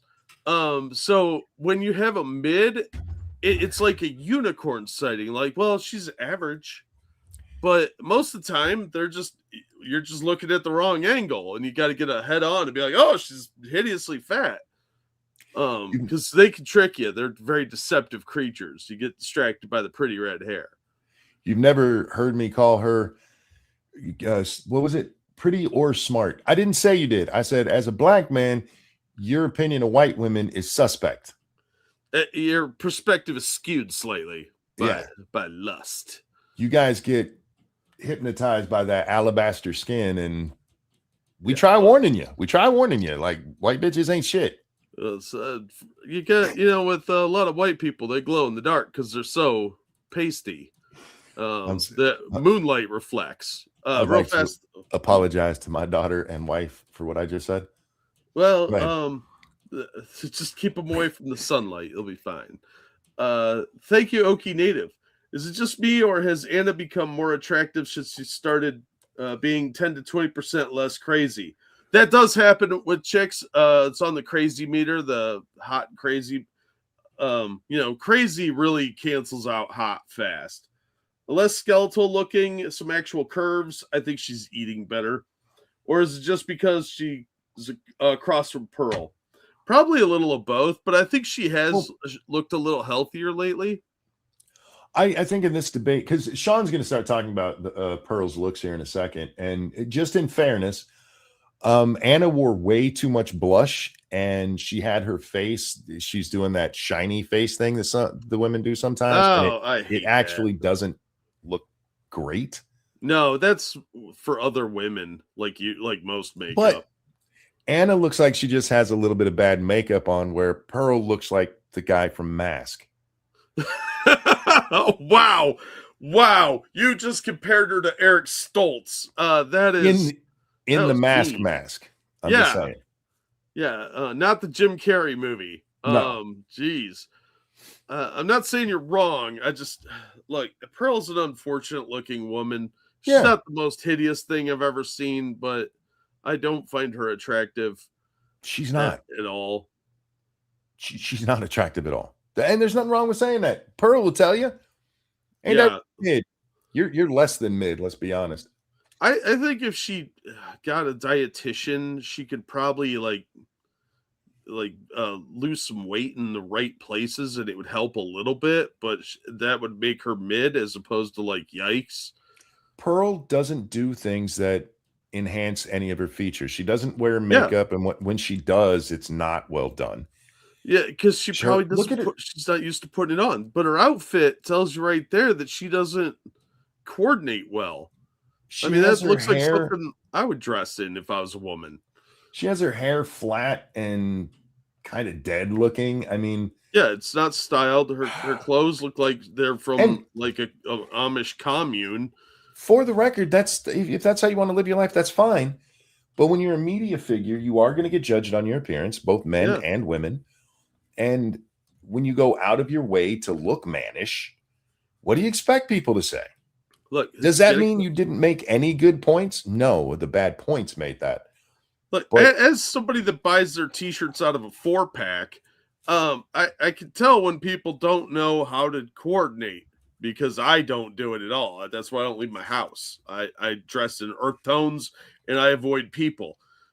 But if you're going to be a media figure and do stuff like this, take a couple $100 and hire a consultant to dress you. Find things that will work with your frame and help accentuate your positives and kind of hide your negatives.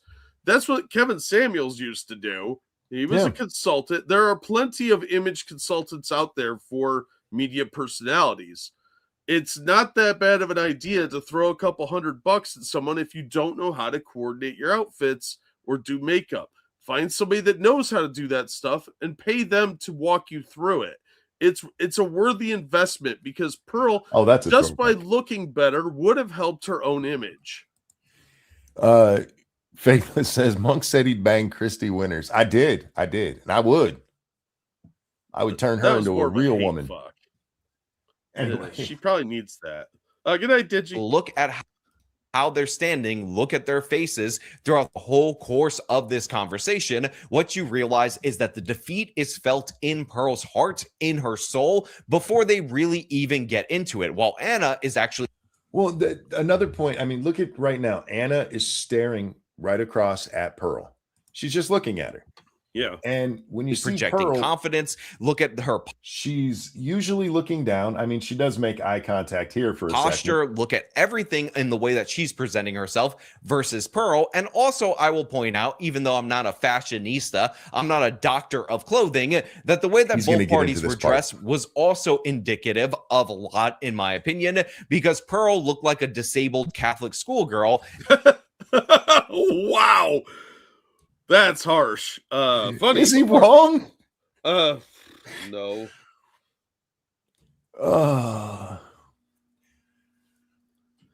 Look at the. I mean, I don't know why you would ever buy that top. That even if you're an attractive woman, why would you buy this top? Yeah, you really need to hire an image consultant that can tell you what clothes work for you, because your own Excuse me. perspective, you're not looking at you in that outfit. You're just like, oh, that's a pretty color, and then you buy it. That's why I wear earth tones, because you're safe with those 90% of the time. Well, I also don't have to put pants on most of the time because I don't leave my house. I Pants for the win. go shopping with my wife a lot, and one thing you will notice about women's clothing versus men's clothing is that women's clothing is often determined by size. They'll make the same garment for women of all sizes, but an outfit that is meant for a chick who weighs 100 pounds, you take that same outfit and you put it on a chick who's 300 pounds, it looks completely different. Oh yeah. You and me, if some 100-pound dude is wearing a Chargers jersey and I wear my Chargers jersey, yeah, it hangs a little weirder on him, but it's not like breathtakingly different. Yeah, like I'm wearing a t-shirt and a hoodie. So it's pretty, men are very simplistic in their dress, unless you're wearing a suit and then you want it to be cut a certain way and that's why you talk to a tailor. But the Pearl, yeah, like Amberlynn Reed's a really good example of this. That bitch wears like size 6X. A lot of the shirts she wears are dresses for normal size women. So it looks like a shirt on her, which makes it look weird. Pearl has the same issue here because she's tall and gangly. You want to get something that accentuates your form, not hides your boobies or makes your man's shoulders stick out, you know? You probably shouldn't have your skirt pulled up way past your belly button either. Yeah, it looks like she's good. She should have a pocket protector, dude. That looks like a 90s or an 80s nerd. Yeah. Like glasses with tape would be appropriate for this. Oh, Sean's going to get back to her dress in a minute, but look at her face. Look at her face here. Yeah, she looks disinterested. Her stance in general. She looks defeated. Yeah. Well, her entire stance looks almost disinterested or a little depressed. And the fact she has to hold the microphone isn't helping. This looks like it should come with a voiceover. Yep, that's me. Bet you're wondering how I got into this situation. Yeah, and then a sad trombone sound, you know. Doo-doo. And then it cuts back to 3 days earlier. Anyway. And Anna Kasparian actually wore something that was flattering to her and seemed to fit the event that she was at. Now, look, I don't want to focus. And in fairness, I mean, it's a lot easier to look nice with Anna's body than with man's body. Yeah.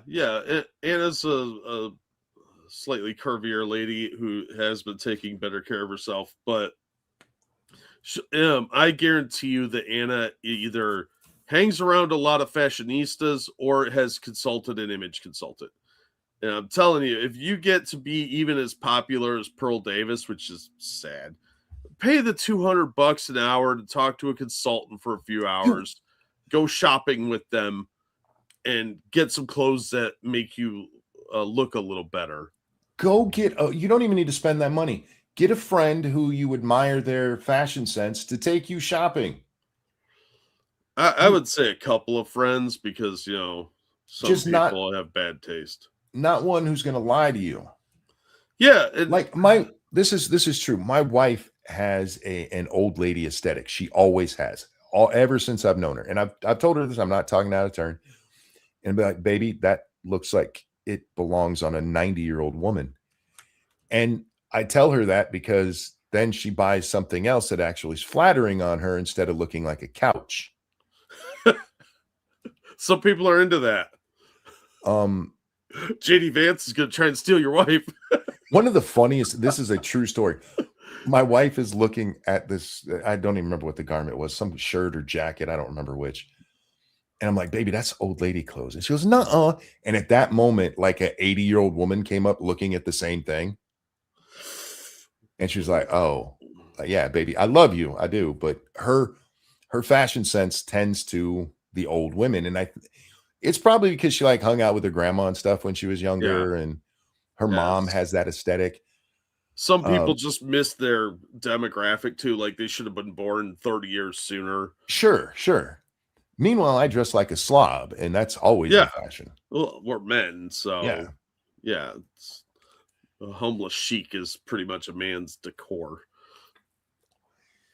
Anyway, just too much on the superficial for that much longer. But the thing is, there's a reason why whenever you're watching a movie and you see a redhead in the movie, 9 times out of 10, that redhead is wearing green. It's because green contrasts really well with that color hair. It pops on video. And if you know you're going to appear on video, then maybe, you know, kind of present yourself in a way that is suitable to that particular forum. But again, this is not the only problem with Pearl's performance because every aspect of her. Look, this for Sean's being very nice there. I believe he's actually trying to help Pearl here. Yeah. I'm not trying to be a dick either, but I am. I know. I'm not gonna lie. I hate that woman and I hate everything about her. But what he's saying here, the problem with what you're saying to her, Sean, and please understand this, is that she's going to be like, oh, I should wear green, and then she'd buy that same ugly ass outfit in green. Yeah. Emerald is a great color for gingers, for ladies. Men don't do that. But you're not wrong. She would get that same outfit, but in a green color. Don't try to avoid olive. It doesn't work for most women. But yeah, I would say seriously, find somebody that you could talk to about clothing and have them find some, because Pearl tends to have baggy clothes. She's very insecure about her body, and you can tell. So you can find clothes that flatter your form for anybody. Man, you just get your outfit, get your suit jacket cut half a size larger, and you'll be fine. Also good for concealed carry. Performance was absolutely terrible, although she got one good line in like the whole 45 minutes where she said that a woman should get a job just like a man, which ended up stirring up a reaction among the crowd. Now he's not wrong that it stirs up a reaction among the crowd, and maybe it's a clippable moment, but her answer is still bad, and I'll explain why in a second. Equality. You don't want alimony equality. makes sense if the woman was a stay-at-home mother and doesn't have a source of income. How else would she take care of the kids following a divorce? By getting a job just like the men. Look, mic drop. Yeah.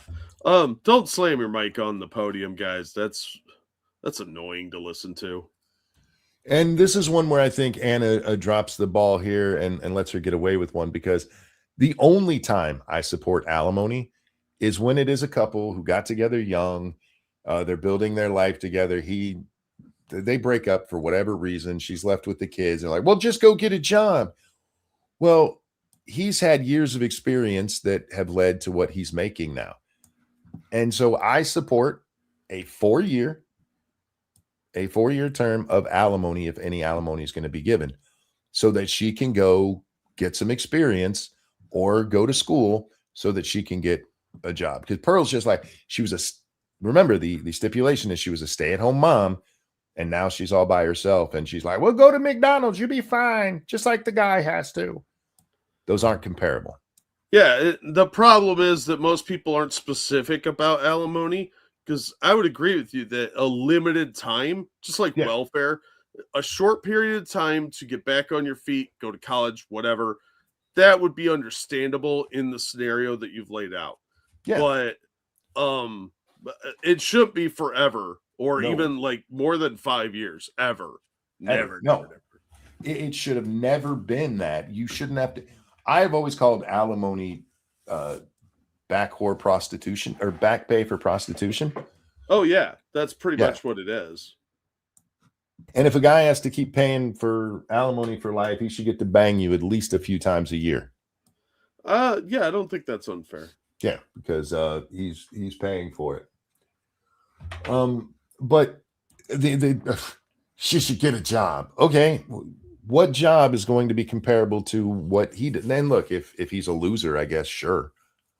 But the notion that it's the same as he'd go get a job, it's not. There is a reason in there, even if you don't agree with it, that makes sense for a limited time. You cannot. Most people do not get big raises because they got a big promotion. Most people get their raises year after year after year. It's cumulative. After several years, depending on where you work, you make a few dollars more than you did. Mm-hmm. And she will be starting at 0. I'm still not the biggest fan of alimony in general, but yeah, this is Pearl's best moment, and even that wasn't very good.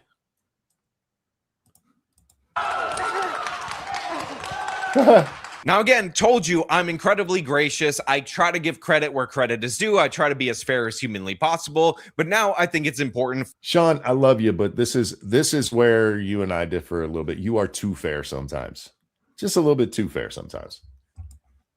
For us to get into the annihilation of Pearl Davis at the hands of Anna Kasparian, because Pearl just had no substance behind her. And by the way, if you're somebody who watches Pearl Davis and you actually run down any of the statistics that she puts forward, you should not be surprised by this. She is the absolute queen of taking a headline statistic, basing her entire point on said headline statistic. And she did that repeatedly throughout the course of this. I need to correct you there, Sean. She doesn't take a headline statistic and make a point out of it. She takes a line she's heard somebody else say that is a headline statistic and just repeats it. It would be one thing if she actually knew what the statistic was. But again, he's going to bring it up in a second. She uses the more men have committed suicide than have died in the world wars. There's literally no way that makes any sense at all. Thank you, Alan. I always wear the same thing. Sleeveless t-shirt and cargo shorts and a 45 Colt pistol. Looks good for every day. Fair enough. Yeah, I mean, look, some people are able to pull off a look, and that sounds like a pretty good one. So, to be fair, a lot of people do this, especially online. Do what? Are you talking about the headline thing? If you are, you're not wrong. And I've challenged all sides on this. When you hear a statistic, you really should look into it, because I guarantee you, most of the time, people are just bullshitting you. They heard a thing like most of the immigrants actually make money for the state. It's nonsensical. They are using a half-assed statistic, which, by the way, that's not even what this statistic says. You should always look into it. But here's the thing.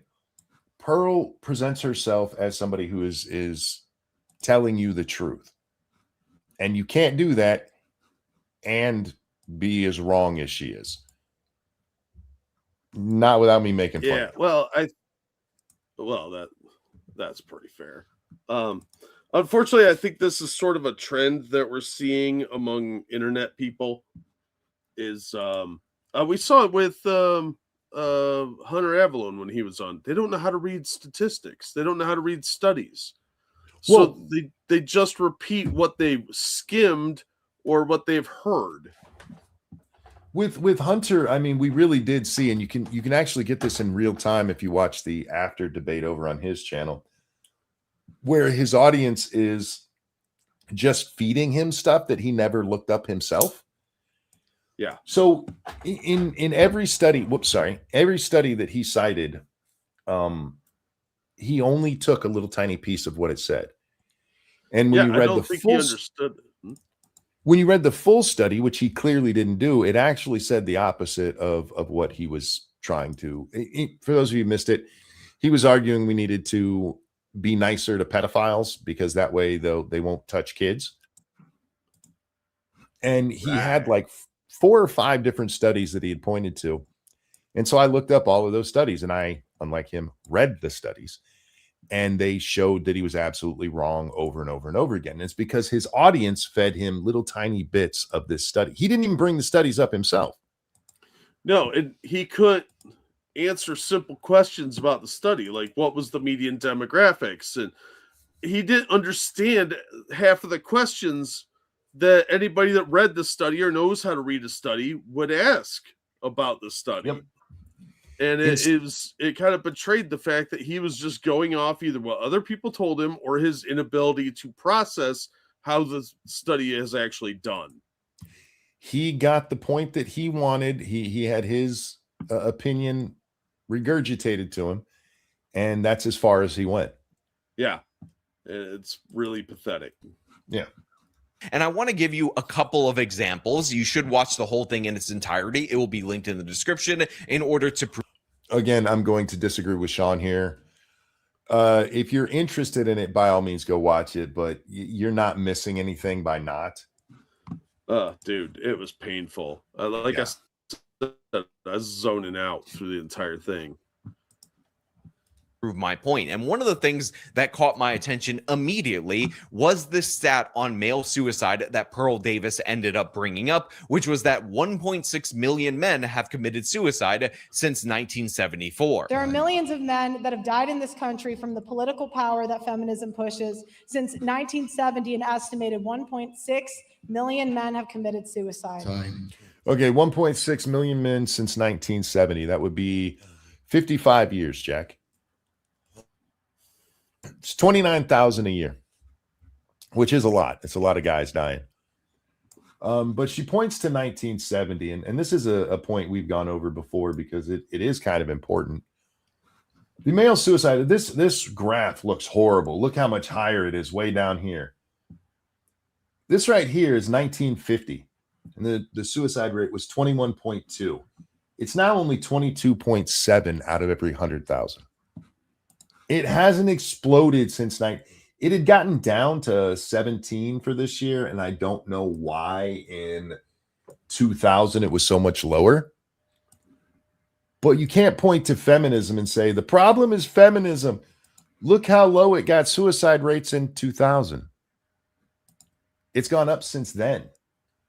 It was nearly this high back in the 50s and 70s. To just point to the male suicide rate, this happens so often. If you look at the female graph, it does the same thing. It's you. I think feminism is fucked up.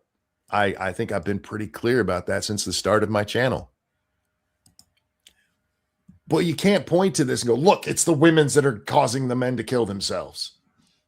Because there's no correlation you can really draw from that. And I know there's going to be men's rights act. How dare you, monkey? Men kill themselves more. This is something that comes up in the debate, and I don't know if Sean goes over it or not, but Anna points out that women actually try to kill themselves more. And we've made the point here that a lot of times, or at least some of the times, that's performative. Yeah, attention seeking. Anna says Anna gets this wrong because she says the attempted suicide rate is about the same. It's not. Women attempt to kill themselves more than men do. It's for every 10 men that kill themselves, 13 women try, or for every 10 men who try, 13 women do. 1.3% or 1.3 is the woman rate compared to the male rate. So women try it more often. But men use more violent ways to do it. Men put a gun to their head. You know what they can't pump your stomach for? Not having a head. Huh. Yeah, it's weird. You can't just pump that stomach or feed them charcoal to get their head back. Men hang themselves much more. Women do things like take a bunch of drugs or try to slit their wrist, neither of which is I'm not trying to give you guys hints here, but neither is as effective as hanging yourself. Yeah. The attempted rate is it's not even about saying women attempt it more than men do. Men are just better at it, sadly. Another thing men are better at. Yeah. You know, occasionally it wouldn't be wrong for us to lose one, guys. Let the women Right. have the suicide thing. How about that?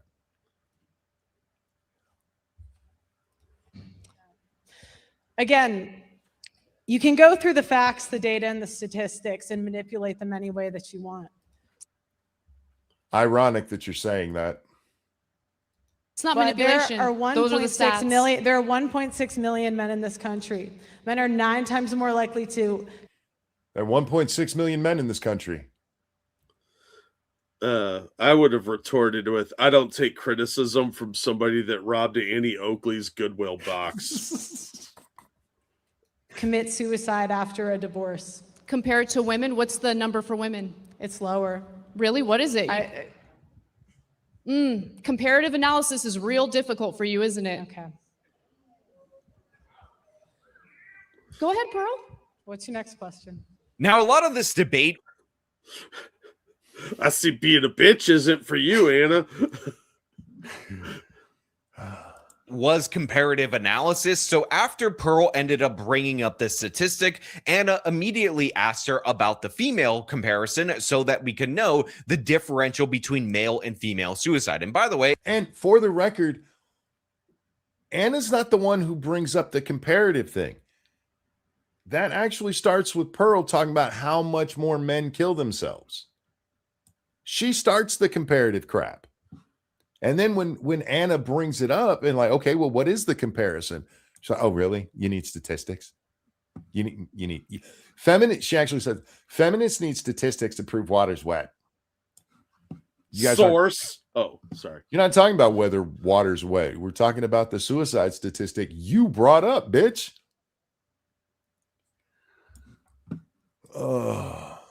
Had a friend, his son used a 12 gauge. My brother used the apron string from his work uniform.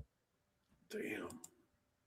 Anna Kasparian, throughout the whole course of this debate, never disputed that men commit suicide more than women. Nope. I want to make that 100% clear because people who are trying to analyze the debate and advocate for Pearl are pretending that she was being dismissive or hand-wavy to male suicide. But what Anna was actually trying to do was get a comparison so we could actually know what we were talking about.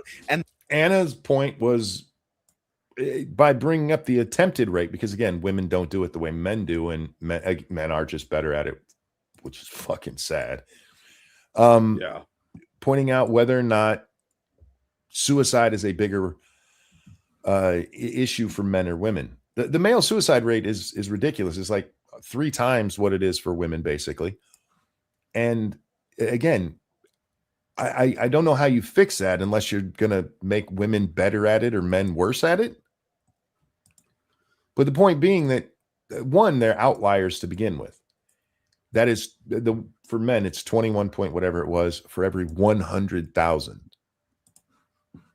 That's really not a lot of people, Jack. Trust me, as somebody who's lived through it, it sucks for the people left behind. Yeah, it's still too many, but it's statistically not that high right now. Yeah, and it's not like it's blown up out of nowhere. It's not like this is a point both sides bring up is suicide. Everybody likes to use suicide. And look, this is that people don't like something and they killed themselves. Half the time, you don't even know why they did it. Look at what they did with January 6th. They're like, these cops killed themselves because they were there on January 6th with no proof of that at all. No, especially guys in a very high stress environment daily. Yeah. You don't know that was the cause. Fuck off. I'm all for trying to get the suicide rates down, but if you're talking about what the problem is, you can't dismiss that women are attempting it more than men are. Not if you're being honest. And that was her point. Like, because Pearl's trying to make the point that the suicide rate is because of feminism. She even basically said that since 1970, because of what feminism has done.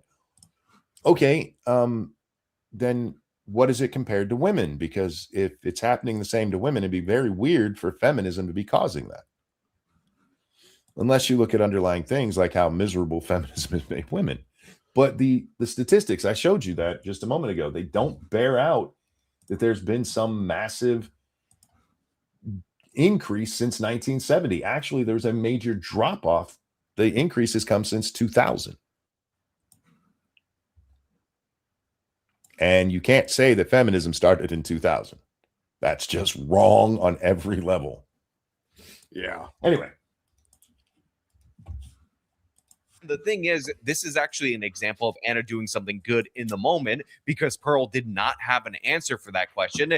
Instead, she deflected to, oh, why are we talking about women when I bring up men? As if this whole conversation wasn't comparative analysis between women and between men. But what's more important, in my opinion. Well, I would have asked, why are you bringing up men into discussion about feminism? Because Pearl didn't actually discuss feminism much at all. Her whole thing was men are being mean, they're being mean to the men. And she's not wrong that men are treated like shit in our society. She just misses all the important points of it. But she doesn't actually attribute any of it to feminism. And none of it to Anna's take on feminism. Is what this 1.6 million number actually is, because Pearl does a thing that is essentially like the underpants gnome's way of arguing, where she says something as part one of her argument, and then part two, you're just drawing a blank. There's nothing there. There's nothing to connect this to part three. And then part three is it's because of women. There are millions of men that have died in this country from the political power that feminism pushes. Since 1970, an estimated 1.6 million men have committed suicide. She just attributed actually she attributed more than that, because she said millions, which would be more than 1.6. You need at least 2 millions to have millions, sweetheart. And she attributes all of those deaths to feminism. All right. I'm going to say something that's going to annoy you here. Sure. Stop noticing things. There's definitely things you can point to blame on feminism. But you can't blame every suicide on feminism. Sure you can. You just say feminism did it. Especially when you add an extra 400,000 to the number. Oh, what's a number, monkey? Yeah, what's adding a fourth of the number you have? Anyway, Frank, thank you. Do women attempt it and fail more, or do they fail on purpose for attention and manipulation? I guess that's a judgment call. That's kind of a case-by-case basis, I think, because I mean, some of the successful ones were called cries for attention that went a little too far, you know. The number that they use, that 1.3, it comes, the sources for that are like the suicide prevention hotline. It's I forget the other two sources that they use. So it's not directly from like hospitals where women lived after suicide attempts. So even that statistic is questionable. But the thing is, Pearl never actually makes that linear progression in order to actually prove that this 1.6 million men committing suicide since 1974 number is somehow the fault of women or the fault of feminism. And the reason He made a mistake there. She never says 74. She says 70. So I'm not sure where the 4 came from or if it was just a slip from him. But did want to point that out. She doesn't do this is because she doesn't even know what she's getting this number from. Now, let's say that this is a true, real, legitimate statistic, and maybe the reason why when I look it up, it says it could even possibly be an overestimate is because... Yeah, please understand the numbers that we use around suicide, they're all estimates. I don't know why we don't have an actual database of these. It's one of those things where it's like, hey, we should be able to just look up how many people killed themselves this year. Yeah, I'm a little surprised that there isn't one. Yeah. Pearl tends to use outdated numbers as she basically recycles the same talking points without updating them year after year after year. So we'll just concede that point for the sake of argument that 1.6 million Americans have killed themselves since 1970. However, I do want to point out that the United States of America has a significantly large population compared to other nations. So what we should actually examine is per capita suicide rates. And by the way, I have filtered this particular chart to display the male numbers to rank them on their male suicide rate because we don't care about women's over here on this channel. Now, when you look... I mean, damn it, Sean. I'm not sure about how much feminism is going on in, what is that? Eswatini? That's a country? A real one? Lesotho, Guyana, Uruguay, South Korea, Ukraine, Russia, Lithuania, South. Is there a lot of feminism in Russia right now? I doubt it. Yeah, the suicide rate in the United States is not great, but you can't, when you can point to these like Eswatini, I guess, I don't know how you say that shit, is 5 people higher per 100,000. Damn. Look at this particular chart. I don't think that this is a display of the most feminist nations in the world at the top. And in fact, yeah, what is the male one there? It's 45. It's 45 in that country. For the US, what is it over here? 24.7. I'm curious. This is the 2024 data. I'm shocked that that's out already. And it is much higher than the data from just a year ago. you have to get all the way down to 26 for the United States of America to appear there. And again, this is after many, many countries that probably have less rights for women's in said country. I mean, are we blaming feminism for the male suicide rates in South Korea? Or maybe it has to do with the fact that they have an achievement culture. And if you don't pass a certain set of exams, you're looked upon as a failure. And that is a lot of pressure, especially for males, even though... You might have hit on something there, Sean. It might not have anything to do with feminism. Again, their female rate is actually pretty high, but we're not... Now, that is not to say feminists don't, how do I want to put this, get giddy over men killing themselves and that they're not shitty people for that. Or that anytime men do try to do something, that the women don't get involved and interrupt it. You know, like shutting down men's shelters and shit. But there's a lot of, this is one of those things where, look, there's a lot of problems with feminism. You don't have to blame literally everything on it. Yeah. Talking about that because we don't care about that. Also, we have Ukraine and Russia. Now, this is very likely due to the fact that we have a situation where both of these nations are at war. People are being forced into service. There are stresses with the military service, and neither... Something else that you should notice about a lot of these countries is how fucking poor they are. Yeah, some of them are Islamic countries. Some are just dirt poor. And a lot of them still have fairly restrictive things on what women can and can't do, like arranged marriages. And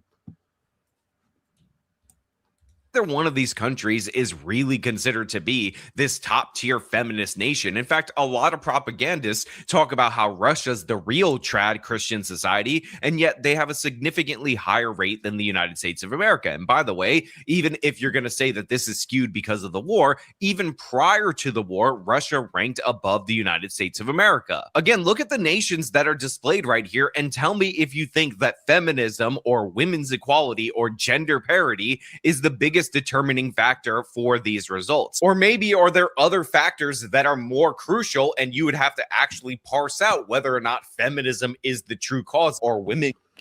Sean, are you talking about nuance? How dare you, sir? What? We don't do that here. This is the internet. We don't do nuance. Getting more rights, or if there is a link, Pearl never presented that, but she just throws it out there as a big scary number without an actual point behind it. And then when Oh no, there was a point behind it. It was an appeal to emotion. It's what a lot of these folks do. questioned on it, she just draws a blank. But then things get significantly stupider. Why is it that every time we bring up men, you have to bring up women? Because we're doing a comparative analysis here. You can't just throw out Right, statistics right, without but comparing it's- it what to I'm- what I'm the rates pointing are out- among women. What I'm pointing out is, I just pointed out that by 2050, more men will have committed suicide than all of the world wars combined. And your first Just a reminder, low estimate, 15 million killed in World War I. Low estimate, 75 million killed in World War II. 1.6 is higher than that. Jack, she's a fucking idiot. How do numbers You don't even work? have to. You don't even have to know much about World War I or II to be like, that's just stupid. first response was, well, women commit suicide too. So Pearl says by Actually, she didn't. Her first response wasn't women can commit suicide too. Her first response was, what's the female rate? She was asking you. It's your talking point. You'd think you'd know. Oh, you would 2050, think so, male but here we suicide are. will outrank the deaths of all the world's wars, which again, I thought at first All right, she I'm going to said jump years ahead of- here because he goes over her wording there.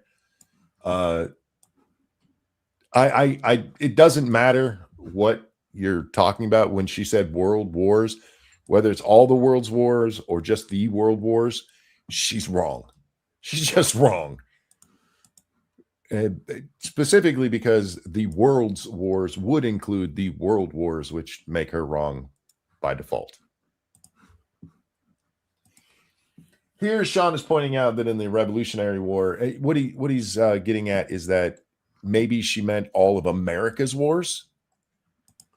Well, I which- mean, shit, Civil War's a third of that number already. Even with that, he points out that it would be above that number. Yeah. But even with that, she said all of the deaths. She didn't say all of the American deaths, all of the male deaths. She didn't. She just said deaths. So maybe Pearl meant all the casualties in America's wars total, like every single war America engaged in the history of the country. But the thing is, that 1.6 million number is already higher than the 1.3 million estimated Americans to have died in combat since the history of the country. So again, she doesn't know what she's talking about. And commentators can, they and again, it's because she heard somebody say it. Probably not what they actually said because she's not smart, Jack. And she just repeated it. They can try to minimize it. They can talk from their ivory towers and pretend it's not happening, but there's a genocide of millions of men that's going on in this country.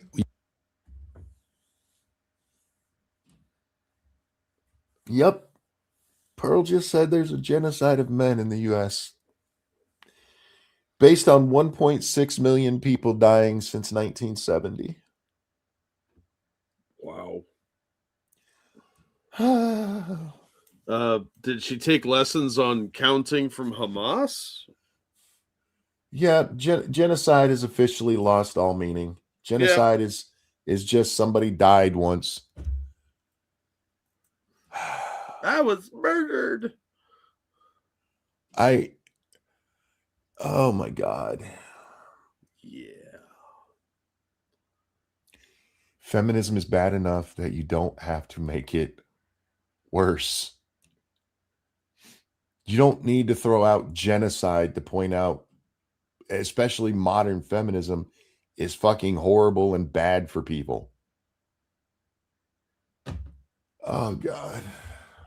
You use the A word. I genocide? was going to say 1.6 million men commit suicide.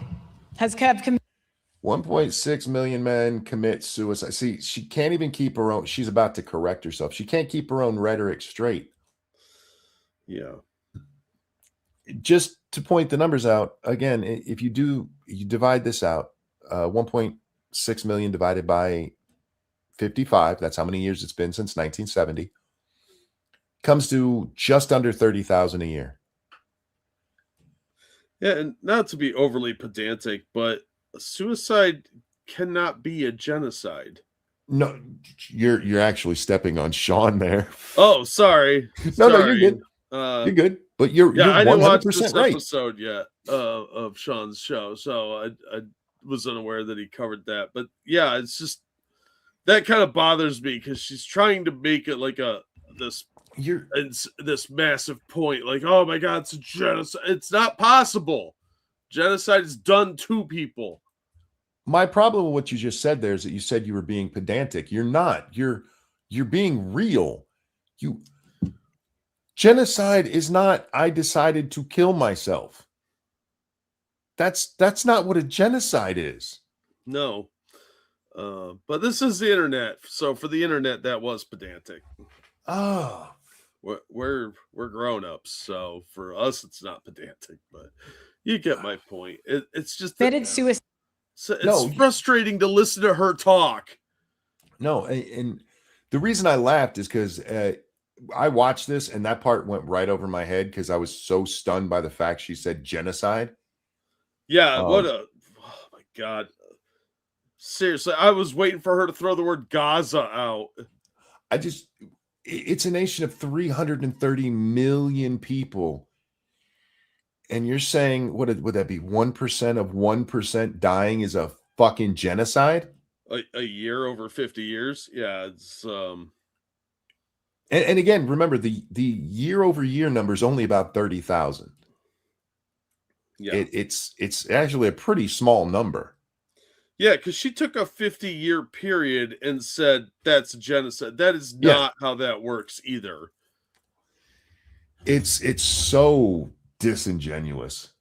Since 1970. She also calls it a genocide at one point in time. And just to be clear, while male suicide is a serious problem, while men take their own lives more than women worldwide, in reality, in no way, shape, or form is this a genocide, as a genocide is the intentional destruction of a people in whole or in part, and it has to be done by an external party. It has to be a homicide. Quite literally, suicide cannot be a genocide. That is not a thing. So I don't see what I mean?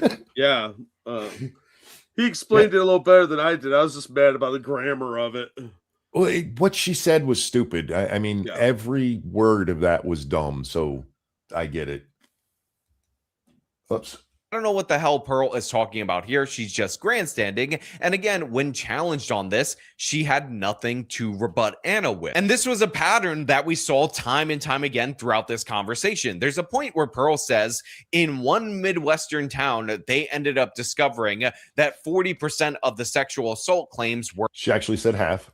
False. And then Anna asks, what Midwestern town are you referring to? What year are you referring to? You know, basic questions about this assertion that Pearl threw out there. And Pearl ended up acting like Anna was disrespecting flyover country or something. Can you cite some actual studies that look at these statistics and back up what you say in regard to the outcomes of marriage and divorce in America? 41% of 109 rape cases reported to police in a Midwestern city were I'm sorry, she did say 40 there. She says 50 at another point. My bad, Sean, you were right. Admitted to be false by complaints. In one Midwestern city? And which Midwestern city was that? You know, you can go from your ivory tower and I'm tell not in an people ivory. What does she think ivory tower means? Uh, That's her second usage of it. It's a tower made of elephant tusks, Monkey. She just hates elephants. Okay, don't take my word for this. Look it up. This study doesn't name the town. It is based on a unnamed Midwest town and 2 colleges. I could find the colleges weren't named either. Is there fictional too? But this happened. This was in the 80s and 90s. The report itself comes out in the 90s. And for the, I'm using air quotes, false rape claims, they use things like, well, they'd been dating before, so clearly she wasn't raped. Wow. Well, Yeah. look, it's using a study that old is really not helpful either, because that is probably vastly outdated. Times change. It's a 30-year-old study at minimum. This is from a time when the idea of marital rape was not considered a real thing. Yeah, it was. You could force your wife or husband to have sex with you up until what, late 90s? Something like that, yeah. Yeah, so it's not uncommon. Plus, there were a lot of people that if you had been dating would say, well, you were asking for it because you probably just hooked up. Yep. And again, that's not to say none of them were fake. I'm sure there were fake ones in there. But the actual number is unknown because you can't know. Unless you were there. The point being, though, the study itself is highly questionable. It's using it, you can point to it and go, hey, this was a thing that was done, but it's kind of meaningless because the dude wouldn't even tell people what town it supposedly was. Yeah, it really affects the legitimacy of your study when you do stuff like that. Who did the study? I forget the guy's name. Let me see if I can find where I looked it up.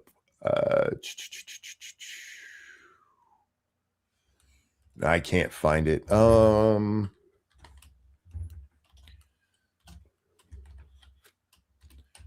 Sorry, I'm typing. No, I like buttons. See if I can find the thing. It's based on an older scientific study. Where's the guy's name? Eugene Cannon. He was a sociologist at Purdue. Is that a real name? Yes, it's Kanin. So anyway. Tower, I'm on this debate stage interrogating your assertions, and you've only provided an anecdote. Because Pearl didn't actually know the town stats that she was referencing or the relevant year, even though she had this written down in her notes, which, by the way, she was awkwardly reading throughout the course of this conversation. Women spend money all the time. You spend money on hair dye, you spend money on Botox, you spend money. You should think about it. Oh, that was mean. I can't blame her though. I mean, like, I'm surprised it did get way more personal and catty than it did. Pearl's taking a shot at Anna. Anna's clearly a bottle blonde. Let's be honest. Oh yeah. And so she shot back. I have no problem with that. But look, it just defeated her. I sure am.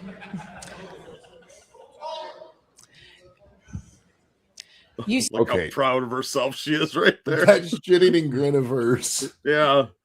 This is what I was talking about, though, that it really didn't make Anna look that good. It just made her look petty. Yeah, it's a little petty to beat up on a retard, but it can be funny, I guess. Spend money all of the time. Yep. So you wanted to be men, here it is. You're equal. Pay for daycare.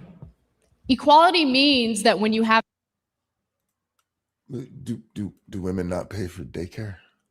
I thought they just had sex with their landlords or something. I don't know. I watch a lot of porn, so a child or children, you're both Oh, also, Anna told Pearl that she should look into Botox and plastic surgery, which was kind of hilarious and mean. Now, Pearl Actually, she told her Botox and hair dye.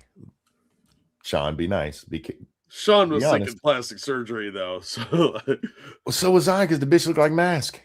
also has a bunch of completely ridiculous non-points that she brings up that may sound good again when you're doing your own show and there's nobody to push back on them, but when you bring them up as actual argument points in a debate, you realize that they're completely absurd and ridiculous.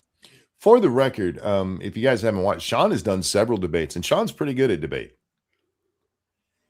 And Pearl, if you're out there, you should probably take some of his advice on how to do this, because you are so bad at it. Or take my advice and keep your mask looking ass at home. yeah, like it's much different doing a video or doing a podcast on your own. When you have somebody else there, though, you have a different style that you have to do. So, especially if they're pushing back very significantly or just mocking your hideous mongoloid features. I thought Anna meant like how she got a nose job. These are actually two separate points in the debate. Why do we have phrases like it's cheaper to keep her? At this point in the debate, I was playing on Twitter. I stopped and rewound it to make sure I heard that this is what that bitch just said. It's cheaper to keep her because kidnapping is free. Oh, that's not what she meant. This is her argument in a debate. Why do we have this phrase we use? How do idioms work? I just don't know. Wait, it gets better though. Oh God, I zoned out by Pearl. this point. Answer the question. divorce is expensive. And by the way, on purpose to discourage people from getting divorced in the first place. Wait for it. Why do we have phrases like happy wife, happy life? Snow dude wants to get nagged. Duh. How many of you people out there want to have a roommate, whether you're married or it's just a roommate, you know, your parents, whatever it is, who are constantly pissed off? Why do we have a phrase like happy wife, happy life? Because it rhymes and it puts out there that, hey, maybe making her happy is okay. Maybe making her happy keeps your life easier. Just like her keeping you happy makes her life easier. Because getting away with murder is difficult. Happy husband, happy life doesn't rhyme, so we don't use that. Yeah. How many of you women like coming home to a man who punches you because of the spaghetti? To be fair, your wife married a ranting monkey. That is true. But seriously, these are her points of argument. How come we have these phrases? Well, and then to go through them like that, you're beating a dead horse here. Pearl, you're dating a black guy. Why do we have phrases like, once you go black, you become a single mom?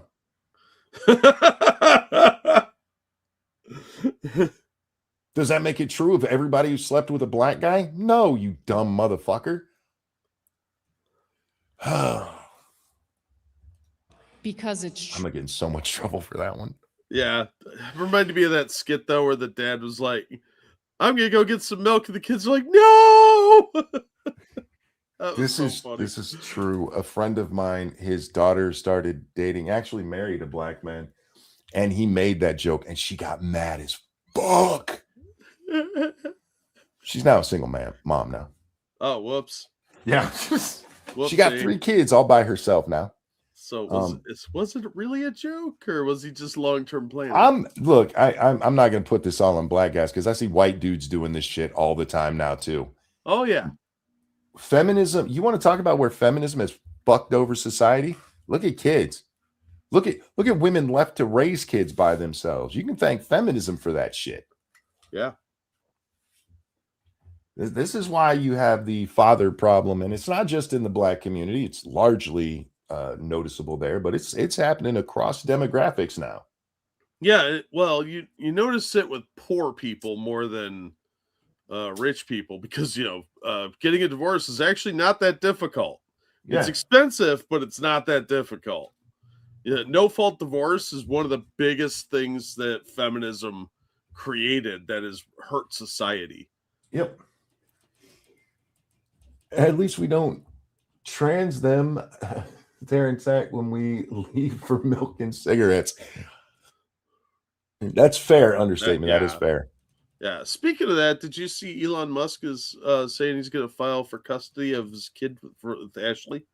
Yeah, because Ashley's out there suggesting she might raise the kid trans. Yeah, I saw. Yeah. Way to fuck around and find out, you stupid bitch. That's a dumb move. True. Same with happy husband, happy life. I don't want to come home to an angry husband. But that's You have to understand, Anna. Pearl's dating a dude who doesn't like women, so she thinks that everybody's supposed to be angry all the time. Yeah. Yeah, nobody He's not wants to afraid. be in a miserable relationship. It's dumb. Do you have Is any it? other like catchphrase or slogan you want to throw at me? I'm loving it. Oh. Again, Anna does get in a few good ones there. Thank you, Mighty Balzac. No, Pearl, it's not spelled retract. But Pearl's like, why do we have phrases like it's cheaper to keep her or happy wife, happy life? And Anna ends up responding with, because it's true. And again, because divorce is expensive. And in addition to that, she says, yeah, it also goes the other way. Happy husband, happy life. She doesn't want to go home to an angry husband. And to that point, it's also cheaper to keep him. Women have to pay for divorce too. And then Pearl says, why is that not a phrase? As if this is a great counter argument or rebuttal to that. Yeah, it's not a phrase. Notice those other two phrases rhyme. We do that a lot, Jack. We find a rhyme and people just repeat it over and over again, whether it makes any goddamn sense or not. I don't know what you're talking about. Zippity doo dah. Because I actually don't believe in the phrase happy wife, happy life. I believe in happy couple, happy life. Because if I'm miserable and she's happy, then I'm not having a happy life because I'm fucking miserable. Yeah. Yeah. And cheaper to keep her also could apply to mail order brides because True. return postage is a bitch. They don't fit in the box the same. Yeah, and Yeah. you can't guarantee delivery in Thailand, it's fucking pain. But the reason why that's not a phrase The counter argument is happy spouse, happy house. Yeah, exactly.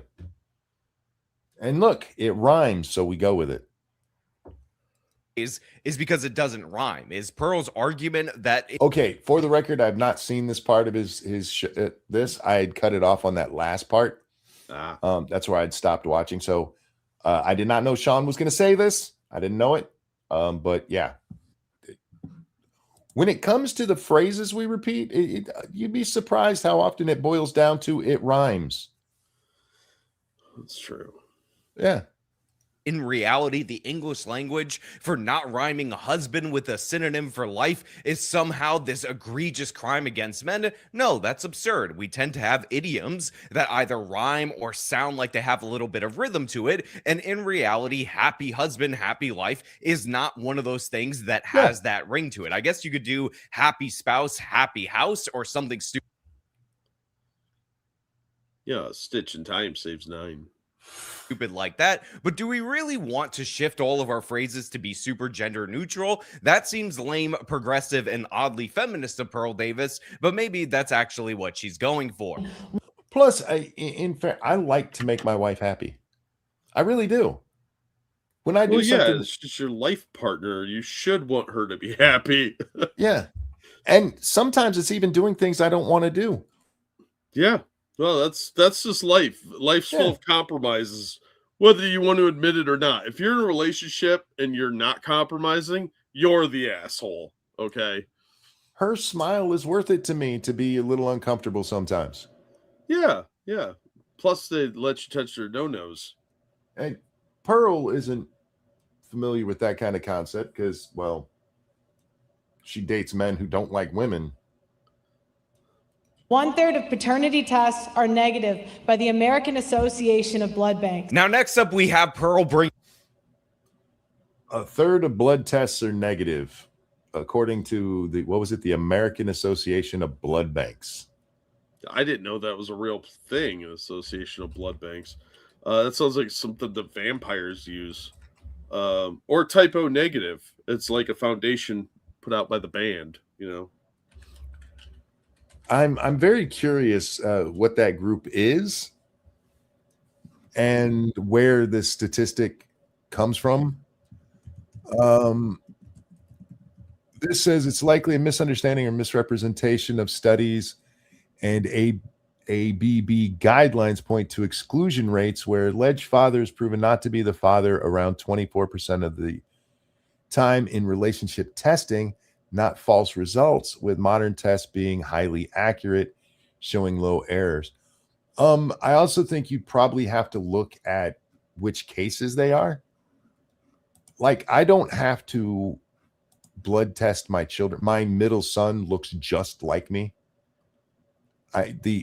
The odds that my wife banged somebody who looks just like me to the point where even my grandkids come out looking like me, pretty slim. Devil Pup, thank you. Just an update. Glad to be back, even if it's only at 90%, but I'm working hard to be all the way back. I'm glad to hear it. 90% is better than 89, and hopefully it just keeps getting better for you, sweetie. Absolutely. Does Maury run blood banks? No, you have to look at the 25, basically 25%, was it 24 point, whatever. A quarter of them. She says 1/3. I don't know where you get 1/3 out of 24%, but whatever. Rounding error. She's a woman, so she can't do math. Hey, proof that she doesn't have a dick. Is it? No, it's not. If my daughter can do math. The kind of people who are getting the test done are questioning for a reason. It's not that they were sitting at home one day and they looked over at their baby and they were like, I bet that bitch cheated on me. He had some thoughts on that beforehand. You know what I mean? Yeah. She's a dirty hoe anyway, and so he's like, nah, let's check this shit out.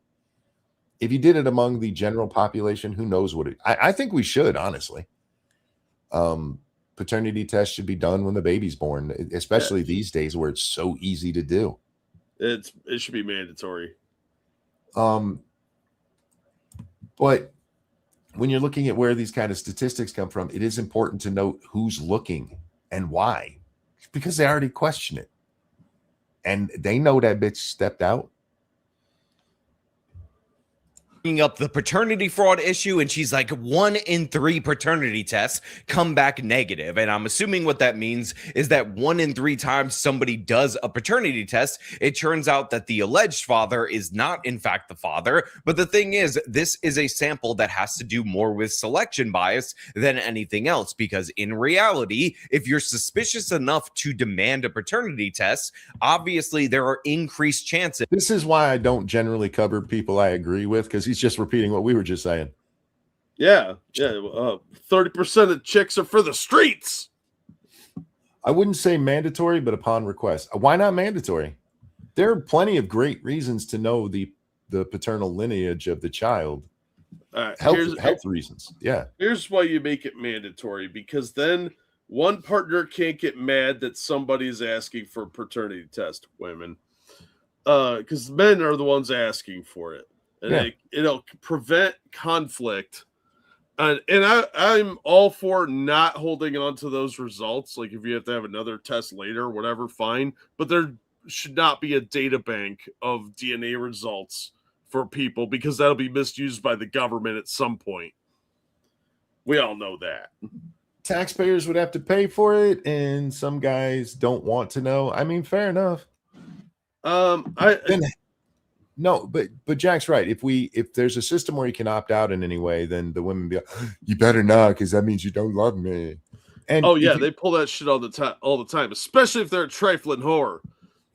There's arguments about this were going on 2 months ago, and if you saw the women, like, if a man ever asked for a paternity test, I'd leave him immediately. The guy you just had a kid with, you're that offended to prove that he is the dad that you'd be like, fuck you, I'm taking your kid. That was so gross to me. That's feminism, man. They've made women hate men. Is that you will not be deemed the father of that child, because usually that suspicion is rooted in something. And I say usually, even though according to Pearl's statistic, when these suspicions do in fact exist, 2/3 of the time they're completely unwarranted suspicions. No, that's not fair, Sean. Saying they're unwarranted is not true. Just because the trifling hoe did have your kid doesn't mean she didn't fuck somebody else. Yeah. That is an illogical conclusion you just drew. It does say that 75% of the time it was his sperm that made it all the way up in there. Doesn't mean that 75% of the time only his sperm was in there. Yeah, just because your swimmers are faster than Ray Ray's doesn't mean anything. Yeah. You know, she's still got plowed by that dude. I've had sex a lot of times, and I only have 3 kids.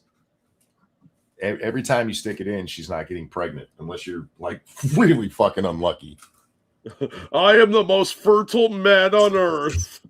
Yeah, so father turns out to be the father of that particular child. So in 1/3 of the cases that are most likely to be indicative of some kind of sketchy behavior on the women's part, that's where you actually have the guy not being the father. And again, this is with the skewing of the sample, in that there's enough suspicion in the first place in order to demand a paternity test. Well, again, real quick, that's also a bit wrong.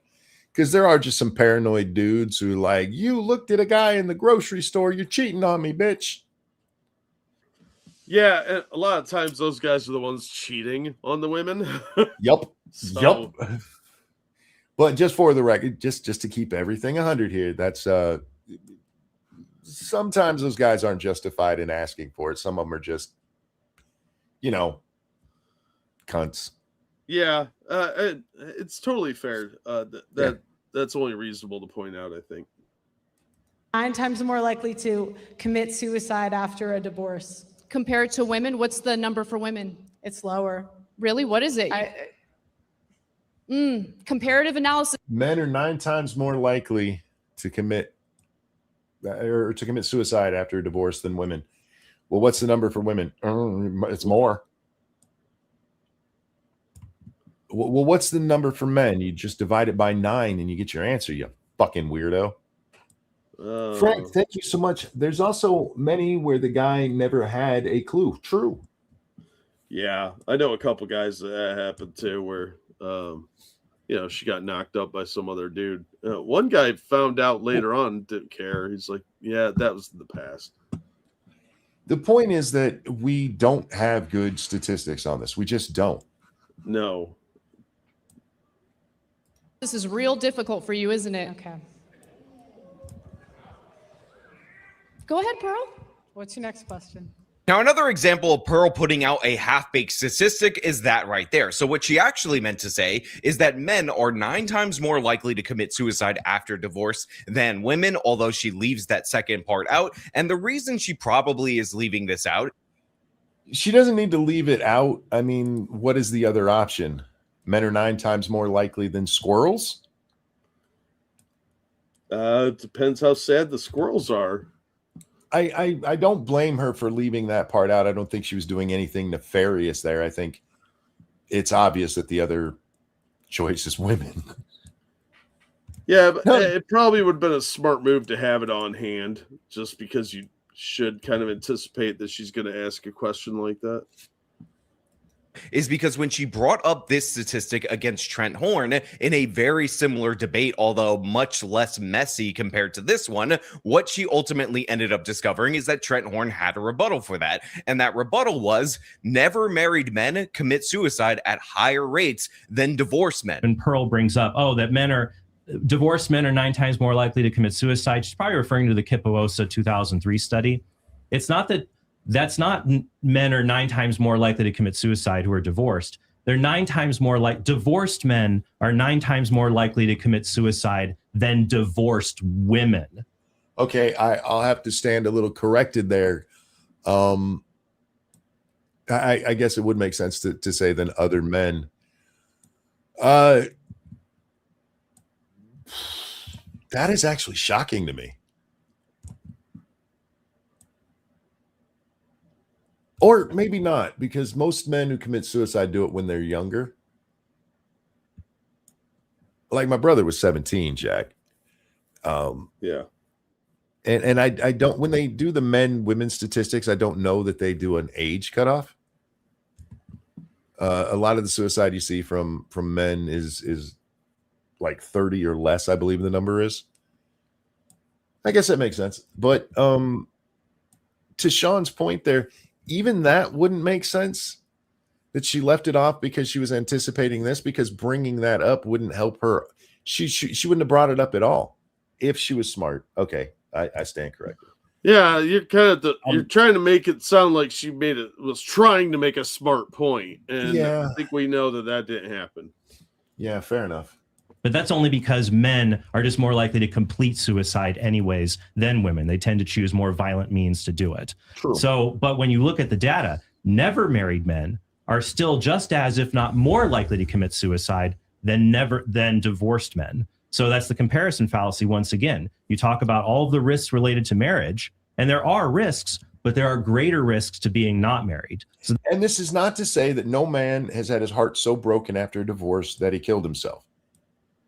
It's that we just attributing it to this one thing, it doesn't help anybody. Certainly not the man who's never been married. I promise you, my brother at 17 had not been married, Jack. He hadn't been divorced, and none of that shit. I didn't think that shows a Mormon compound. Marriage is not a bad deal. And as I said before, if marriage is such a bad deal for men, if it's so bad, why do 93% of men say they're willing to remarry their wives again if they had the chance? Why do 65% of divorced men choose and go and get remarried? Because they're cucks, pussy. I would say that they're broken. I'd go back to her. Yeah, Stockholm syndrome. Do you remember that one video we did where we covered Shoe's video about the male fantasy, and it's the guy taking care of the girl, and all the women are like, he just wants to have a cripple who can't get away from him. And what it really was is guys want to be loved too. What? We all like to be loved. Yeah, that's kind of a human thing, you know. Yeah. Wanting somebody to care about you. And most of us know just because you ran into one horrible bitch doesn't mean they're all horrible bitches. I mean, most of them are. Let's be real. But yeah, you have to have a little bit of hope. It's because they recognize maybe someone wasn't right for them, but marriage was still right for them. So even in the situation of divorce, where men's outcome in terms of suicide is 9 times worse than women, it is still way better off than men who were never married, again, according to the numbers. And even though Pearl had this put right in front of her face in that Trent Horn debate, guess what? She's out here rehashing the same thing in this Anna Kasparian debate. In fairness, Sean, that's because she heard a man say it, and she knows if she just regurgitated it, other dumb men would be like, she's so smart. It's a money. Because Pearl never actually consumes new information. She never adjusts her stats. And another perfect example of something that Pearl never adjusts is the fact that she's been saying she's interviewed over 1,000 men for like 5 years on YouTube, and she brings it up yet again in this debate. My answer to this question not only comes from covering current events and researching the facts, data, and statistics, but also in my professional experience interviewing over 1,000 people in America and Western nations. You would think. Hey, Pearl, I'm available for an interview. Want to talk? Oh, dear God. Yes, let that happen. Let's chat, sweetie. Okay, if I end up on that stream, I will be muted the entire time because If she I comes, can't interrupt by laughing that much. if she comes on, I'm gonna find a way to have the masked kid's head floating across the screen. Change that to your avatar picture. That number would go up. And in addition to that, you would think at some point in time, Pearl would maybe realize that the kind of men that she is seeking out to do interviews with are obviously going to come with a specific perspective. I mean, imagine. Yeah, it's kind of weird that Pearl found the Kevin Samuels crowd by going for the Kevin Samuels crowd. To be fair, a man probably told her about it. That the Fresh and Fit crew were sending guys her way who think like them. Weird. Imagine if I put out a call and I started doing a show where I was interviewing women who were bitter against men. And all I heard over and over again repeatedly were women's stories about how bad men were. And then I said, hey, look, on my show where I exclusively interview women who hate men, they tell me horror stories about men. Therefore, that is somehow data and not selection bias. You would find that absurd and ridiculous. It's like when well, when you're just talking about dating in general, she said, I've interviewed over 1,000 men. Out of the look, she said in America in the West, she mostly means in England, where she lived for quite a while. How many men live in those places? Hundreds of thousands, I would assume. Hundreds of millions, actually. I mean, in the United States alone, there's 330 is 165 million men. That's crazy. She's talked to 1,000 of them. Holy shit. That's probably a representative sample of the 100 million men. Oh, yeah, clearly. That's how numbers work, right? Caleb Hammer interviews people that are in debt, and he's like, I interviewed 1,000 Americans on my show Financial Audit, and what I found out is that all these dumbasses end up going to Disney World when they're drowning in debt and they never pay their student loans. No, obviously the people who are on Financial Audit are on there for a reason. It's because they have bad spending habits, poor work ethic, they tend to defraud the welfare system, and all those commonalities that again come from the selection bias rather than the overall trend in society. Pearl, you got to do a little. Yeah, to be. He's right. I mean, you're talking about a group of people that go on to Pearl's show, the ones that she interviews. I'm using air quotes here. These are guys who found her because they hate women because of something a woman did to them. Yeah. Not all.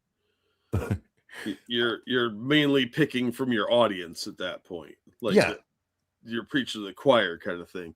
Although I would point out that there are an inordinate amount of people on Caleb's show that go to Disney World, and I'm weirded out by that. Well, it's part of the entitlement. I deserve to go to Disney. Yeah, but that's I all. didn't realize Disney was such a thing with younger people. Well, it's become more and more so. I mean, when you and I were growing up, if you didn't go to Disney, I mean, chances are you lived somewhere Disney wasn't, and people weren't, flying down there all the time. Yeah, or you're super poor. But you have, especially influencers love going to Disney. And so these people watch their influencers at Disney. Like, I deserve that too. I mean, I would go to Disney once, but that'd probably be it. Like, I just don't get the appeal. Like, okay, you say you went there once, fine, but there's like this weird obsession with it. It must be a generational thing. I missed the Lion King window, I guess. Yeah, I went to Disney when I was young, but we lived in California. And I don't have, the only memory I have of Disney is getting all the way to the end of the line at the Matterhorn and backing out and having to walk all the way back down. Oh, shit. Yeah. Yeah, I've never been to either park. So my mom's like, this is going to be scary. Are you sure you want to go? And I'm like, yes. And then we got to where it's time to go. And I'm like, Mom, I don't want to do this. And so I changed my mind. Walked all the way back down to where Dad was standing because Dad had no interest in roller coasters. I understand wanting experience, but you're right. The whole that it has to be Disney has become such a weird thing. And I blame influencers for that. Ugh, yeah, it's just that's too weird. Trust me, as somebody's been to many of these, you will have a much better time at a Busch Gardens or a King's, whether it's King's Dominion or King's Island or Cedar Point or one of these smaller places. Here in Michigan, they have one called Michigan's Adventure. Yeah, so I've never been to Cedar Point either. And as an Ohioan, that's a major sin. But I don't like roller coasters. So you'll have no a better time at these other parks. Yeah, like I like botanical gardens and museums. I'm old. I've always been an old man. So yeah, I'd like to go to Universal. They got some cool looking stuff, but I don't know. It seems like a lot of money to spend on like wandering around for a day, getting sunburned. I love roller coasters, and one of my dreams is to go to like Michigan's Adventure with Little Butt and ride roller coasters with her. Oh yeah. Even though I know that it would be horrible for me with my neck. Yeah, you'd pay for that one. We wouldn't have a show for like 2 weeks because you'd be in recovery. I was talking to Lady Monkey about this, and she's like, if Little Butt asked you to go on one, I'm like, I'd be on it before she got it out of her mouth because I don't care what it's going to do to my body. That's an experience for us. Yeah, that's a future monkey problem. Yeah, let him deal with that shit. Yeah. No, mistakes were made, blah, blah, blah. There's a few things I know I'll never get to do again because of this. I tried golfing. It didn't work out, Jack. So that's one of them. And one of them is roller coasters. But if one of my granddaughters wants to go on a roller coaster, I'd be like, fuck yeah. I probably would put parasailing on there too. My wife doesn't like roller coasters. And my sons don't. My daughter did for a while. I don't think she's as into them as much. But I love them. They're fun. Even afraid of heights. I love them. I don't give a fuck about my broken ass neck. A little bit more than just say. I do think I would feel guilty when they're like, hey, if you're in any way compromised medically, you shouldn't be on this. I'd be like, shh, don't tell. And then get off and just grab my neck and start screaming. You did this to me. For the last 5 years, you've interviewed over a Faithless, you've never heard of Cedar Point? Yeah, that really surprises me because there's Cedar Point and Six Flags. This is by Cincinnati, or it used to be Kings Island. I don't know what it is now. Yeah, Kings Island. Maybe it was the other way around. Never been to Kings Island, but I've been to their sister park in Virginia, which was Kings Dominion. I was actually shocked because we move up here. I live in northern Michigan. We hear about Cedar Point all the time. They run commercials here all the time. Mm-hmm. But there's a town in Michigan called Cedar Point, and I know somebody who was going to Cedar Point, Ohio, who did not know that they were two different places. Oopsie. And they ended up missing their trip to Cedar Point because they went to Cedar Point, Michigan. Oh, damn. Yeah, that's a little embarrassing. But at least she didn't end up. Was it a dude or a chick? It was a dude. It was a dude and his wife. It was a combined effort of morons. Oh wow, that's embarrassing. At least it didn't end up in Hell, Michigan. I've been to Hell, Michigan. I have too. Once. There's nothing really there. Yeah, it's a little disappointing. I think my brother went there on 6606. The only thing in Hell, Michigan is people selling things that say Hell, Michigan. Yeah, well, that's like why you go to Transylvania University in Kentucky too, isn't it? I would guess so, yeah. Future Monkey, thank you. Damn it, it was fun, but I hate past me. I don't blame you. He's a dick. Yeah. Past me makes bad decisions, and I have to live with them. All right. I could make fun of Pearl all day, but I don't want to. This was sent to us, Jack. Oh. This is from the Dark Conservatarian. He made this and wanted us to get a live react to it, so that's what we're gonna do. It's some fan art of us, and here we go. As we wrap up the year here. Wait, is that me? Yeah. That doesn't sound like me. A little philosophical with you. Been on the planet for 48 years. You're old. This is 2 years ago. If I said I was on the planet for 48 years, that's 2 years ago. Yeah, you're old. Why are you in a skirt, Monk? What? Those are pants. Those are blue jeans. Yeah.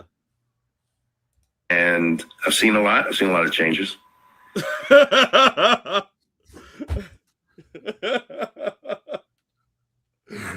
Well done. Well done indeed. A lot that needs fixed. For the record, if you do another one of these, all of this blonde should be mostly white now, just so you know. Yeah, you're old. We're into the graying area. Yeah, we're in the gray years. And I've seen a lot. I love the flashing. That's awesome. Me too. Although I will point out, I'm not gray. My hair's white. Thank you very much. Yeah, I have quite a few white beard hairs, and my hair is going gray. So A lot of changes. I've seen a lot that needs fixed. I've seen stuff that's getting broken, and it can get to you. It really can. It can get under your skin. It can make you hate. Oh, like scabies. It reminded me of I think there's a House episode where somebody's having hallucinations. Oh yeah, they see stuff actually moving under their arm. Yeah, there's a couple of psychoses that do that. They're really fucked up. Why does this keep going small? There we go. It really can. It can get under your skin. It can make you hate life, right? It can make you feel like the whole world's against you. That was beautiful. I need that in still form. Yeah. It's not that bad. It's really not. Life is what you make of it. No, you're not going to be able to just, oh, I'm going to be a millionaire tomorrow. That's not how it works. But happiness is 100% within your control. True. And as you go into this new year, I don't know what your resolutions are going to be, but try to find the happy. Remember I told you I'm losing weight. Yeah, show off. I'm down to that 205, but I keep eating candy. Yeah, and it's because it's delicious. It is. Even though you're diabetic, Try you to should find- be eating that. It's diabetic candy. Sure it is. And the silver lining. You know, people ask me, how do you deal with this? And the truth of the matter is I look for the silver lining in everything. I don't know why it started. I don't know how it started. But you gotta look for that ray of sunshine. It's there, I promise you. And when you find it, you hold on to it. And that's what you concentrate on. I'm pretty smart. Yeah, it's very philosophical. Oh, well, I did say I was going to get philosophical with them. Yeah. Yeah. Don't put all your thoughts and energy into everything that's wrong. By all means, address it. Just go up there and deal with it and then move on with your fucking life and get back to enjoying it, because we don't get that long, guys. I look at I'm 48 years old, and if everything holds, on average, I have about 25 years left ish, right? Well, 78, so maybe 30 years.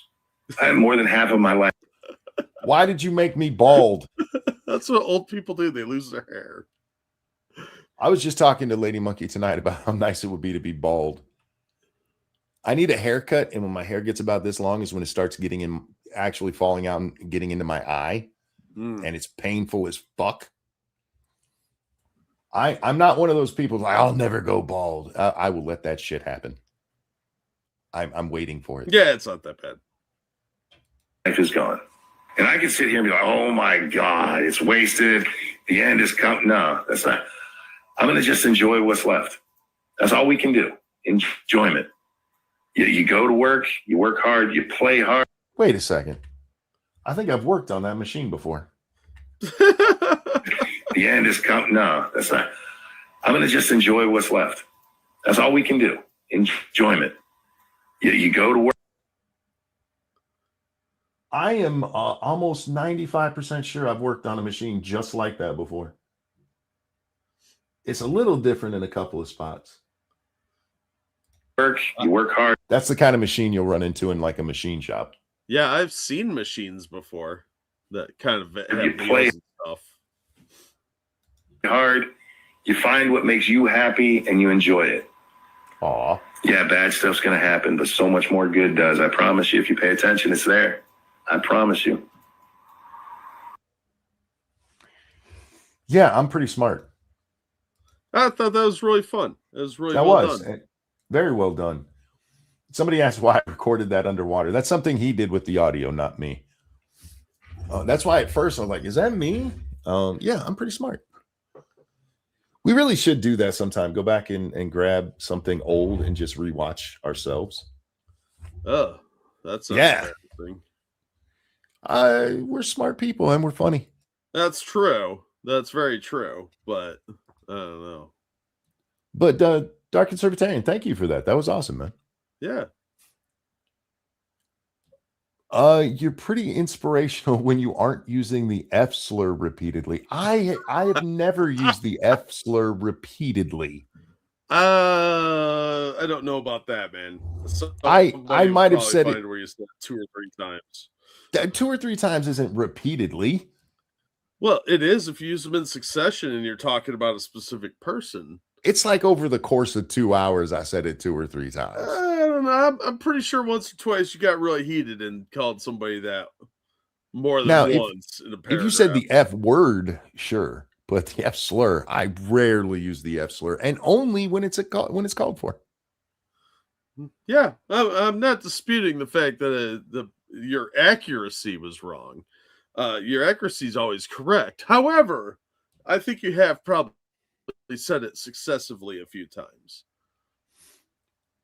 This is Phoebe looking like she just had the worst day of her life, and it's one of my favorite pictures of her. She does look like she's having some kind of existential issue right there. Right, she's like rethinking the poor kitty, man. The last couple of days she hasn't eaten normally. I mean, she is a creature of habit. She okay? She spit up the biggest fucking fur ball, actually 2 of them that I've ever seen. Oh, tummy's probably upset. Yeah, and then she immediately went right back to eating. So that was all it was. She doesn't, for being a long hair, she does not get fur balls very often. Maybe once every 6 months, maybe. Yeah, Kit Kat doesn't get fur balls, but she does barf a lot. So, well, Phoebe also, I mean, she has a pretty strict diet, not from our doing. I'll feed the cat whatever she wants, but she's very picky. Yeah.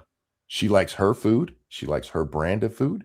She's not very interested in anything else. Like, you offer this cat like fresh chicken and she's like, nah. Oh yeah, I have the same problem. What? Oh no, I will only eat this one specific thing. Yeah. Thanks. And it's always the hardest to find on the shelf too. It's like whatever your regional store barely ever carries. That's what they want. One of my cats has been licking her belly bald. She might have a skin issue. I know somebody whose cat did that. And they had like some skin rash. Now Miss Phoebes, though, she has such a thick undercoat, and it's really not warm or cold enough in this house for her to have that undercoat. Yeah. And she's been heavily grooming lately, and yeah, she just swallowed way too much fur. But she's all better now. And she rode on my shoulder several times today because that's what she likes to do. Because she's a parrot. It's so funny because she just collapses on my shoulder, dude. Her front shoulders will be at the top of my shoulder and her head basically hanging off my back. When I say I put her on my shoulder, I'm actually kind of cradling her like a baby, and she's across my back. So your cat is a teacher. I'm not sure I understand that reference. Although I did watch one of my murder porn things last night. Oh yeah. This guy's found shot on a bridge, and he got a baby mama who started hanging. She was a teacher and a softball coach. Leaving that out there. And then she started hanging around. I'm using air quotes. Hanging around with one of her former students. Totally not while she was a student. Uh-huh. And another former softball player. And they lured the guy under the bridge and shot him in the back. And I'm like, oh, angry lesbians killed a man. Shocking. Yeah, in like the most coward way possible. You shot him in the back. And they're talking about the story and they're piecing it together and everything. And like, you guys didn't get it straight from lesbian baby mama? I mean, that's more on brand than the spouse did it. Yeah. Wow. She got 55 years in prison for it. This doesn't seem like enough sometimes. She tried to claim that it was because the softball player, the 18-year-old softball player, is the one who pulled the trigger. She claims she doesn't even, I don't even really remember doing it. Sure. Right. They'd gone to her house. They got the gun. They went to a church, not making that part up, where they test fired the gun. But it was completely, nobody knows how it really happened. You test fired a gun at a church? I'm pretty Yeah. sure that's some kind of sin. To see how loud it was. In the most acoustic place you could find? Well, they were in the parking lot. Yeah, I don't care. It's there's some blasphemy in there somewhere. But baby mama tries claiming, she knew nothing about this. It's really not her fault. So they shoot the guy, right? And then they drive off. And then they think, oh, he still got his phone. So they turn around and come back and throw his phone into the river. Oh, and yeah. baby mama, wait. Baby mama claims she tried dialing 911 and threw it in the river out of frustration because it wouldn't go through. You got to come up with a better story than that. Come on. Criminals are not very smart, bro. They're really not. When you meet a smart criminal, it's scary. Yeah, I just watched that one and my brain went, what? You got frustrated that his phone wouldn't work. Her phone, it was dead, you see, and the other two girls in the car, well, apparently they didn't have phones either. Right. Teenagers without phones. That's believable. By the way, this is in 2021. Oh my God. Yeah, that's even less believable. And she tried lying about it. And all of it was because he wanted to be a dad. He wanted joint custody of his kid. Jeez. And they murdered this poor bastard for it. I don't understand that. Me neither. I also don't understand why she got to go to trial when she admitted all of this. She admitted it to the police. And then we have a trial because we have an alleged system. At some point, can't we, when you confess, and this wasn't like a 10-hour thing, Jack, she'd been in there for like 15 minutes and they're like, yeah, I did it. At that point, why do we have a trial?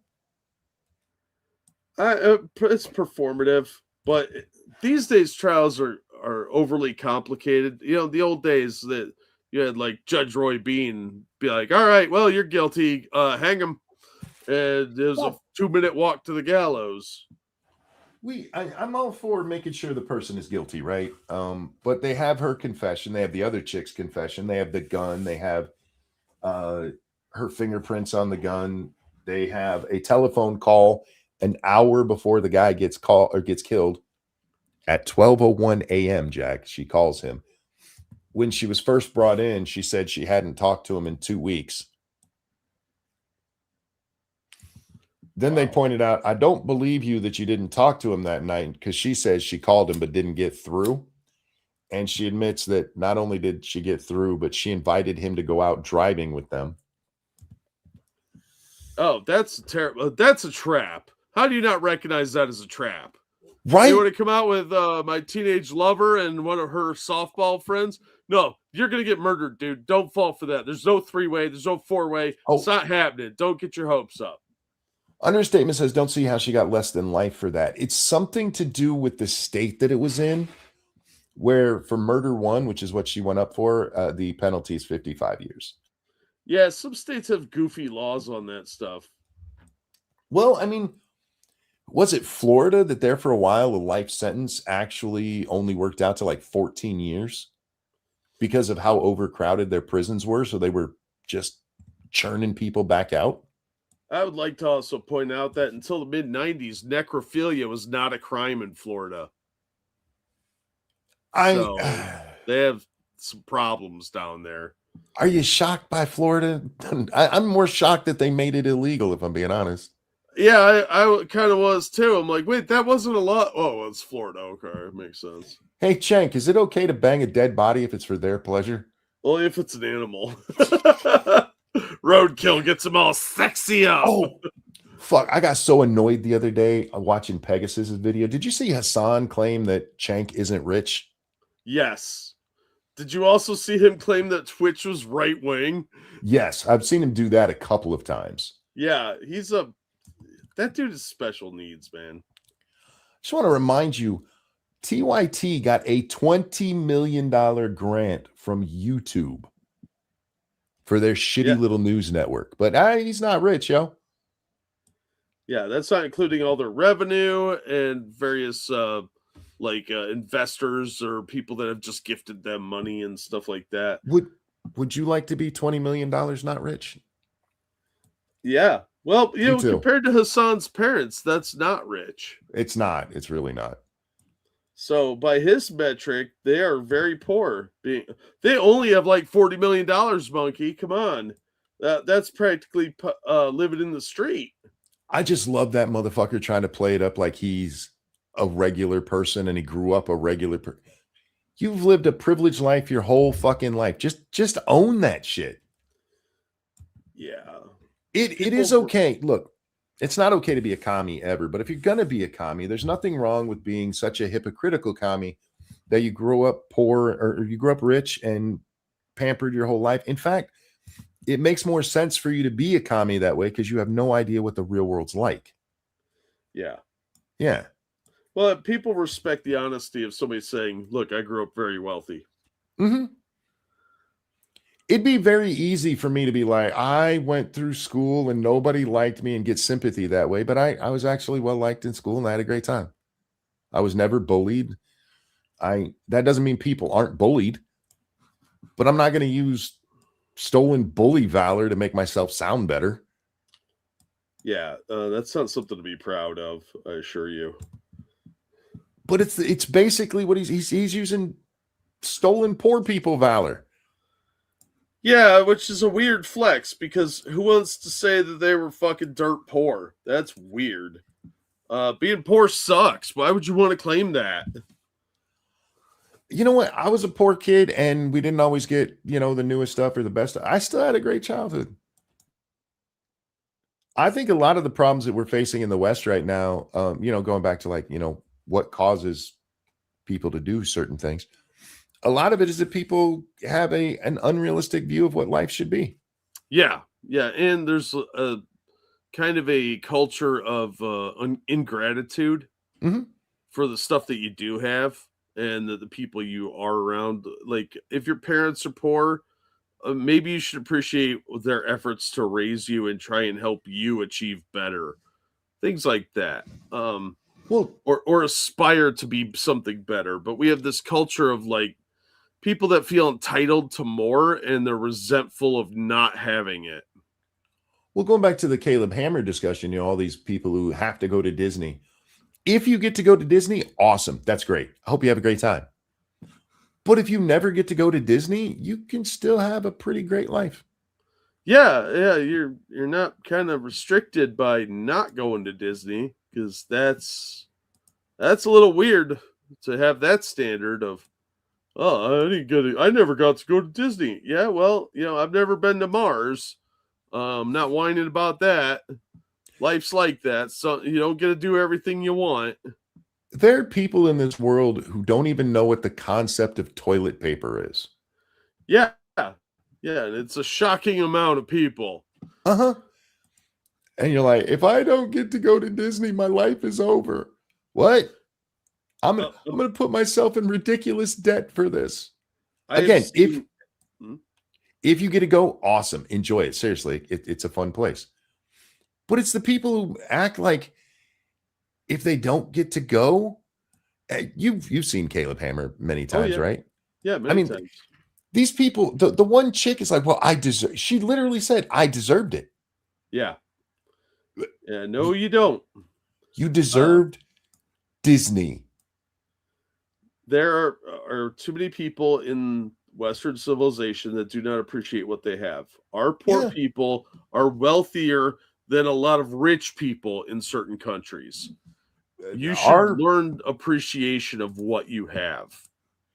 Our poor people are the richest poor people in the world by far. Absolutely. And unless you've been to a country that is considered third world, you do not understand what poverty is. Yeah.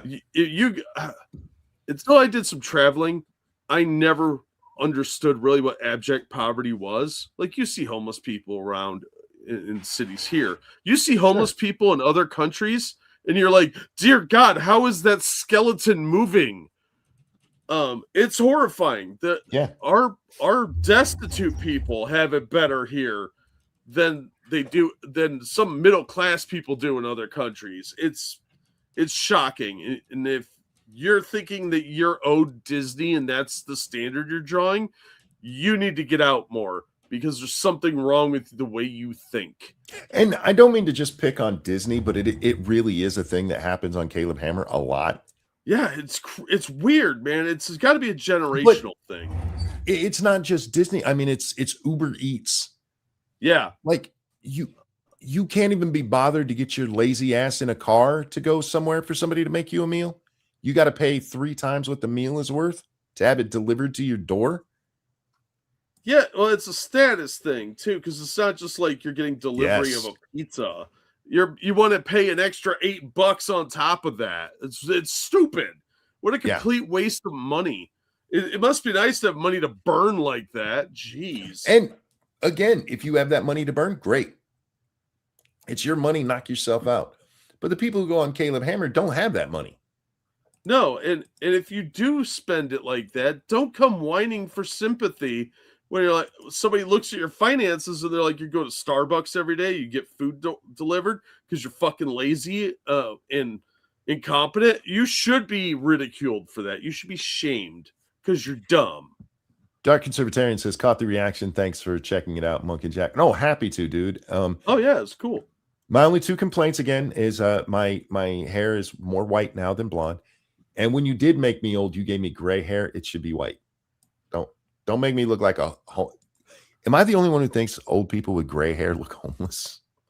They sometimes do. Gray hair tends to just make you look homeless. I guess because gray is dull, where mine is bright, shiny white. I'm like Santa Claus up in this bitch. Fancy lad. But no, have you noticed how, like, if you look in the mirror at yourself now and you look at somebody from like a 1940s film, black and white aside, they look way, way older.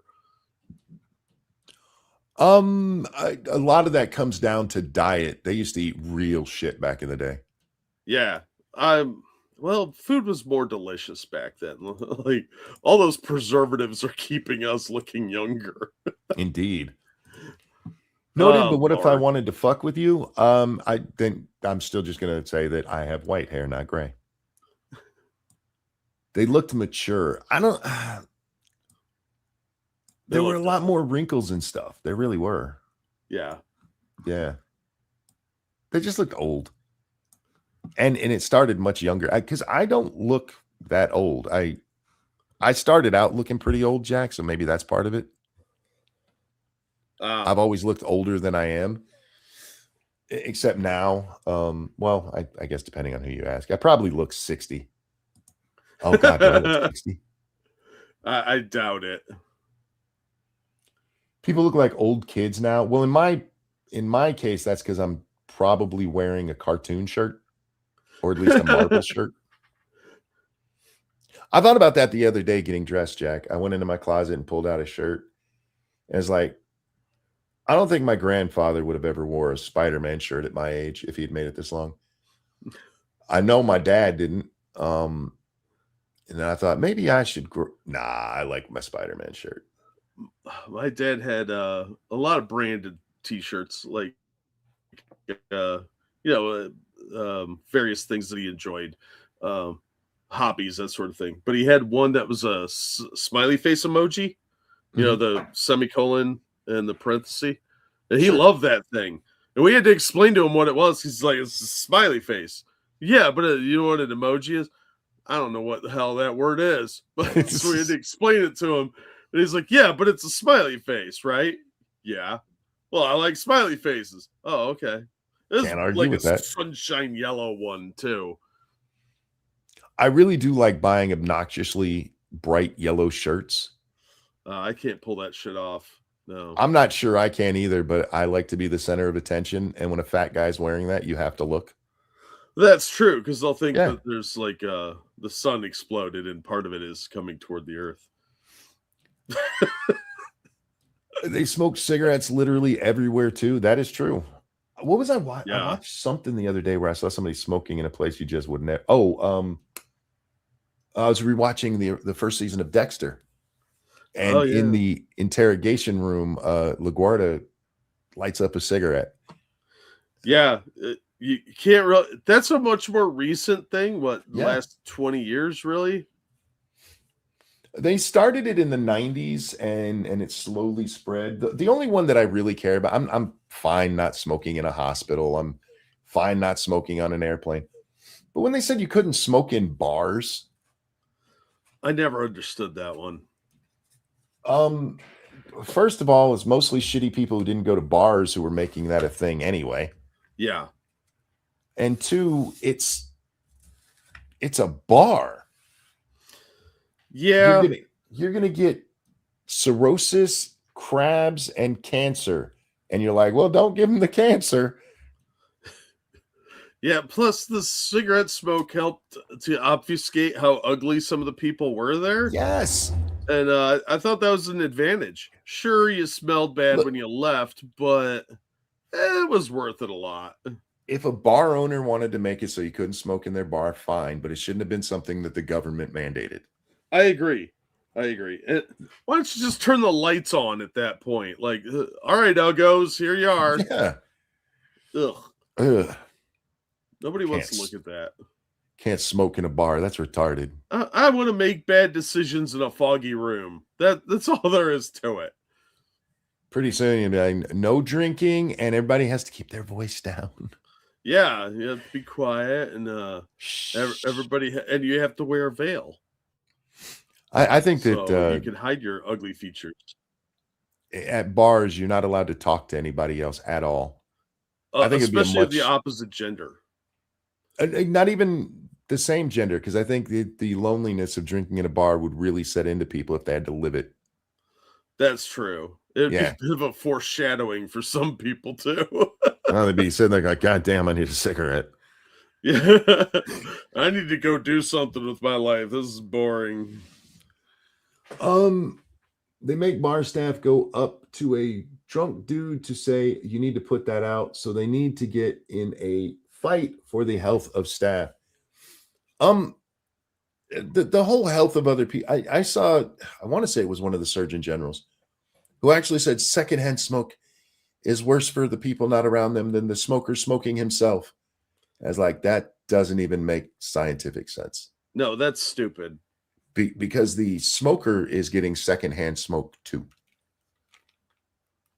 So they get firsthand and secondhand, but it's worse for the non-smokers. Well, then smoke, get healthier. Yeah, that's sort of like a pandemic of the unvaccinated. Oh, like, God. What? You hate smoking. It's bad for people. We know it. Okay, but don't lie about it. Come on. But you look so cool. Right? You do look cool smoking. Some people look like they're trying to look cool, and that just looks sad. Some people look like they're trying to give a blowjob. That's fair too. Look, I'm not saying you guys should smoke, but I really hate the overreach of government on stuff like that. Yeah, it should have been voluntary. And I liked it better when there was a smoking and non-smoking section in restaurants. Yeah. Mostly because my smoking friends were just a bunch of whiners. But I remember those little tin ashtrays they had at McDonald's. Yes. That had the McDonald's logo. Those things were great. We played with those all the time. I remember mom lighting up in a grocery store. Yeah. And they had ashtrays at the end of each aisle. Yeah. Yeah. The classy grocery stores did that. You just don't see that stuff anymore. It was like when they took the restaurant out of Kmart.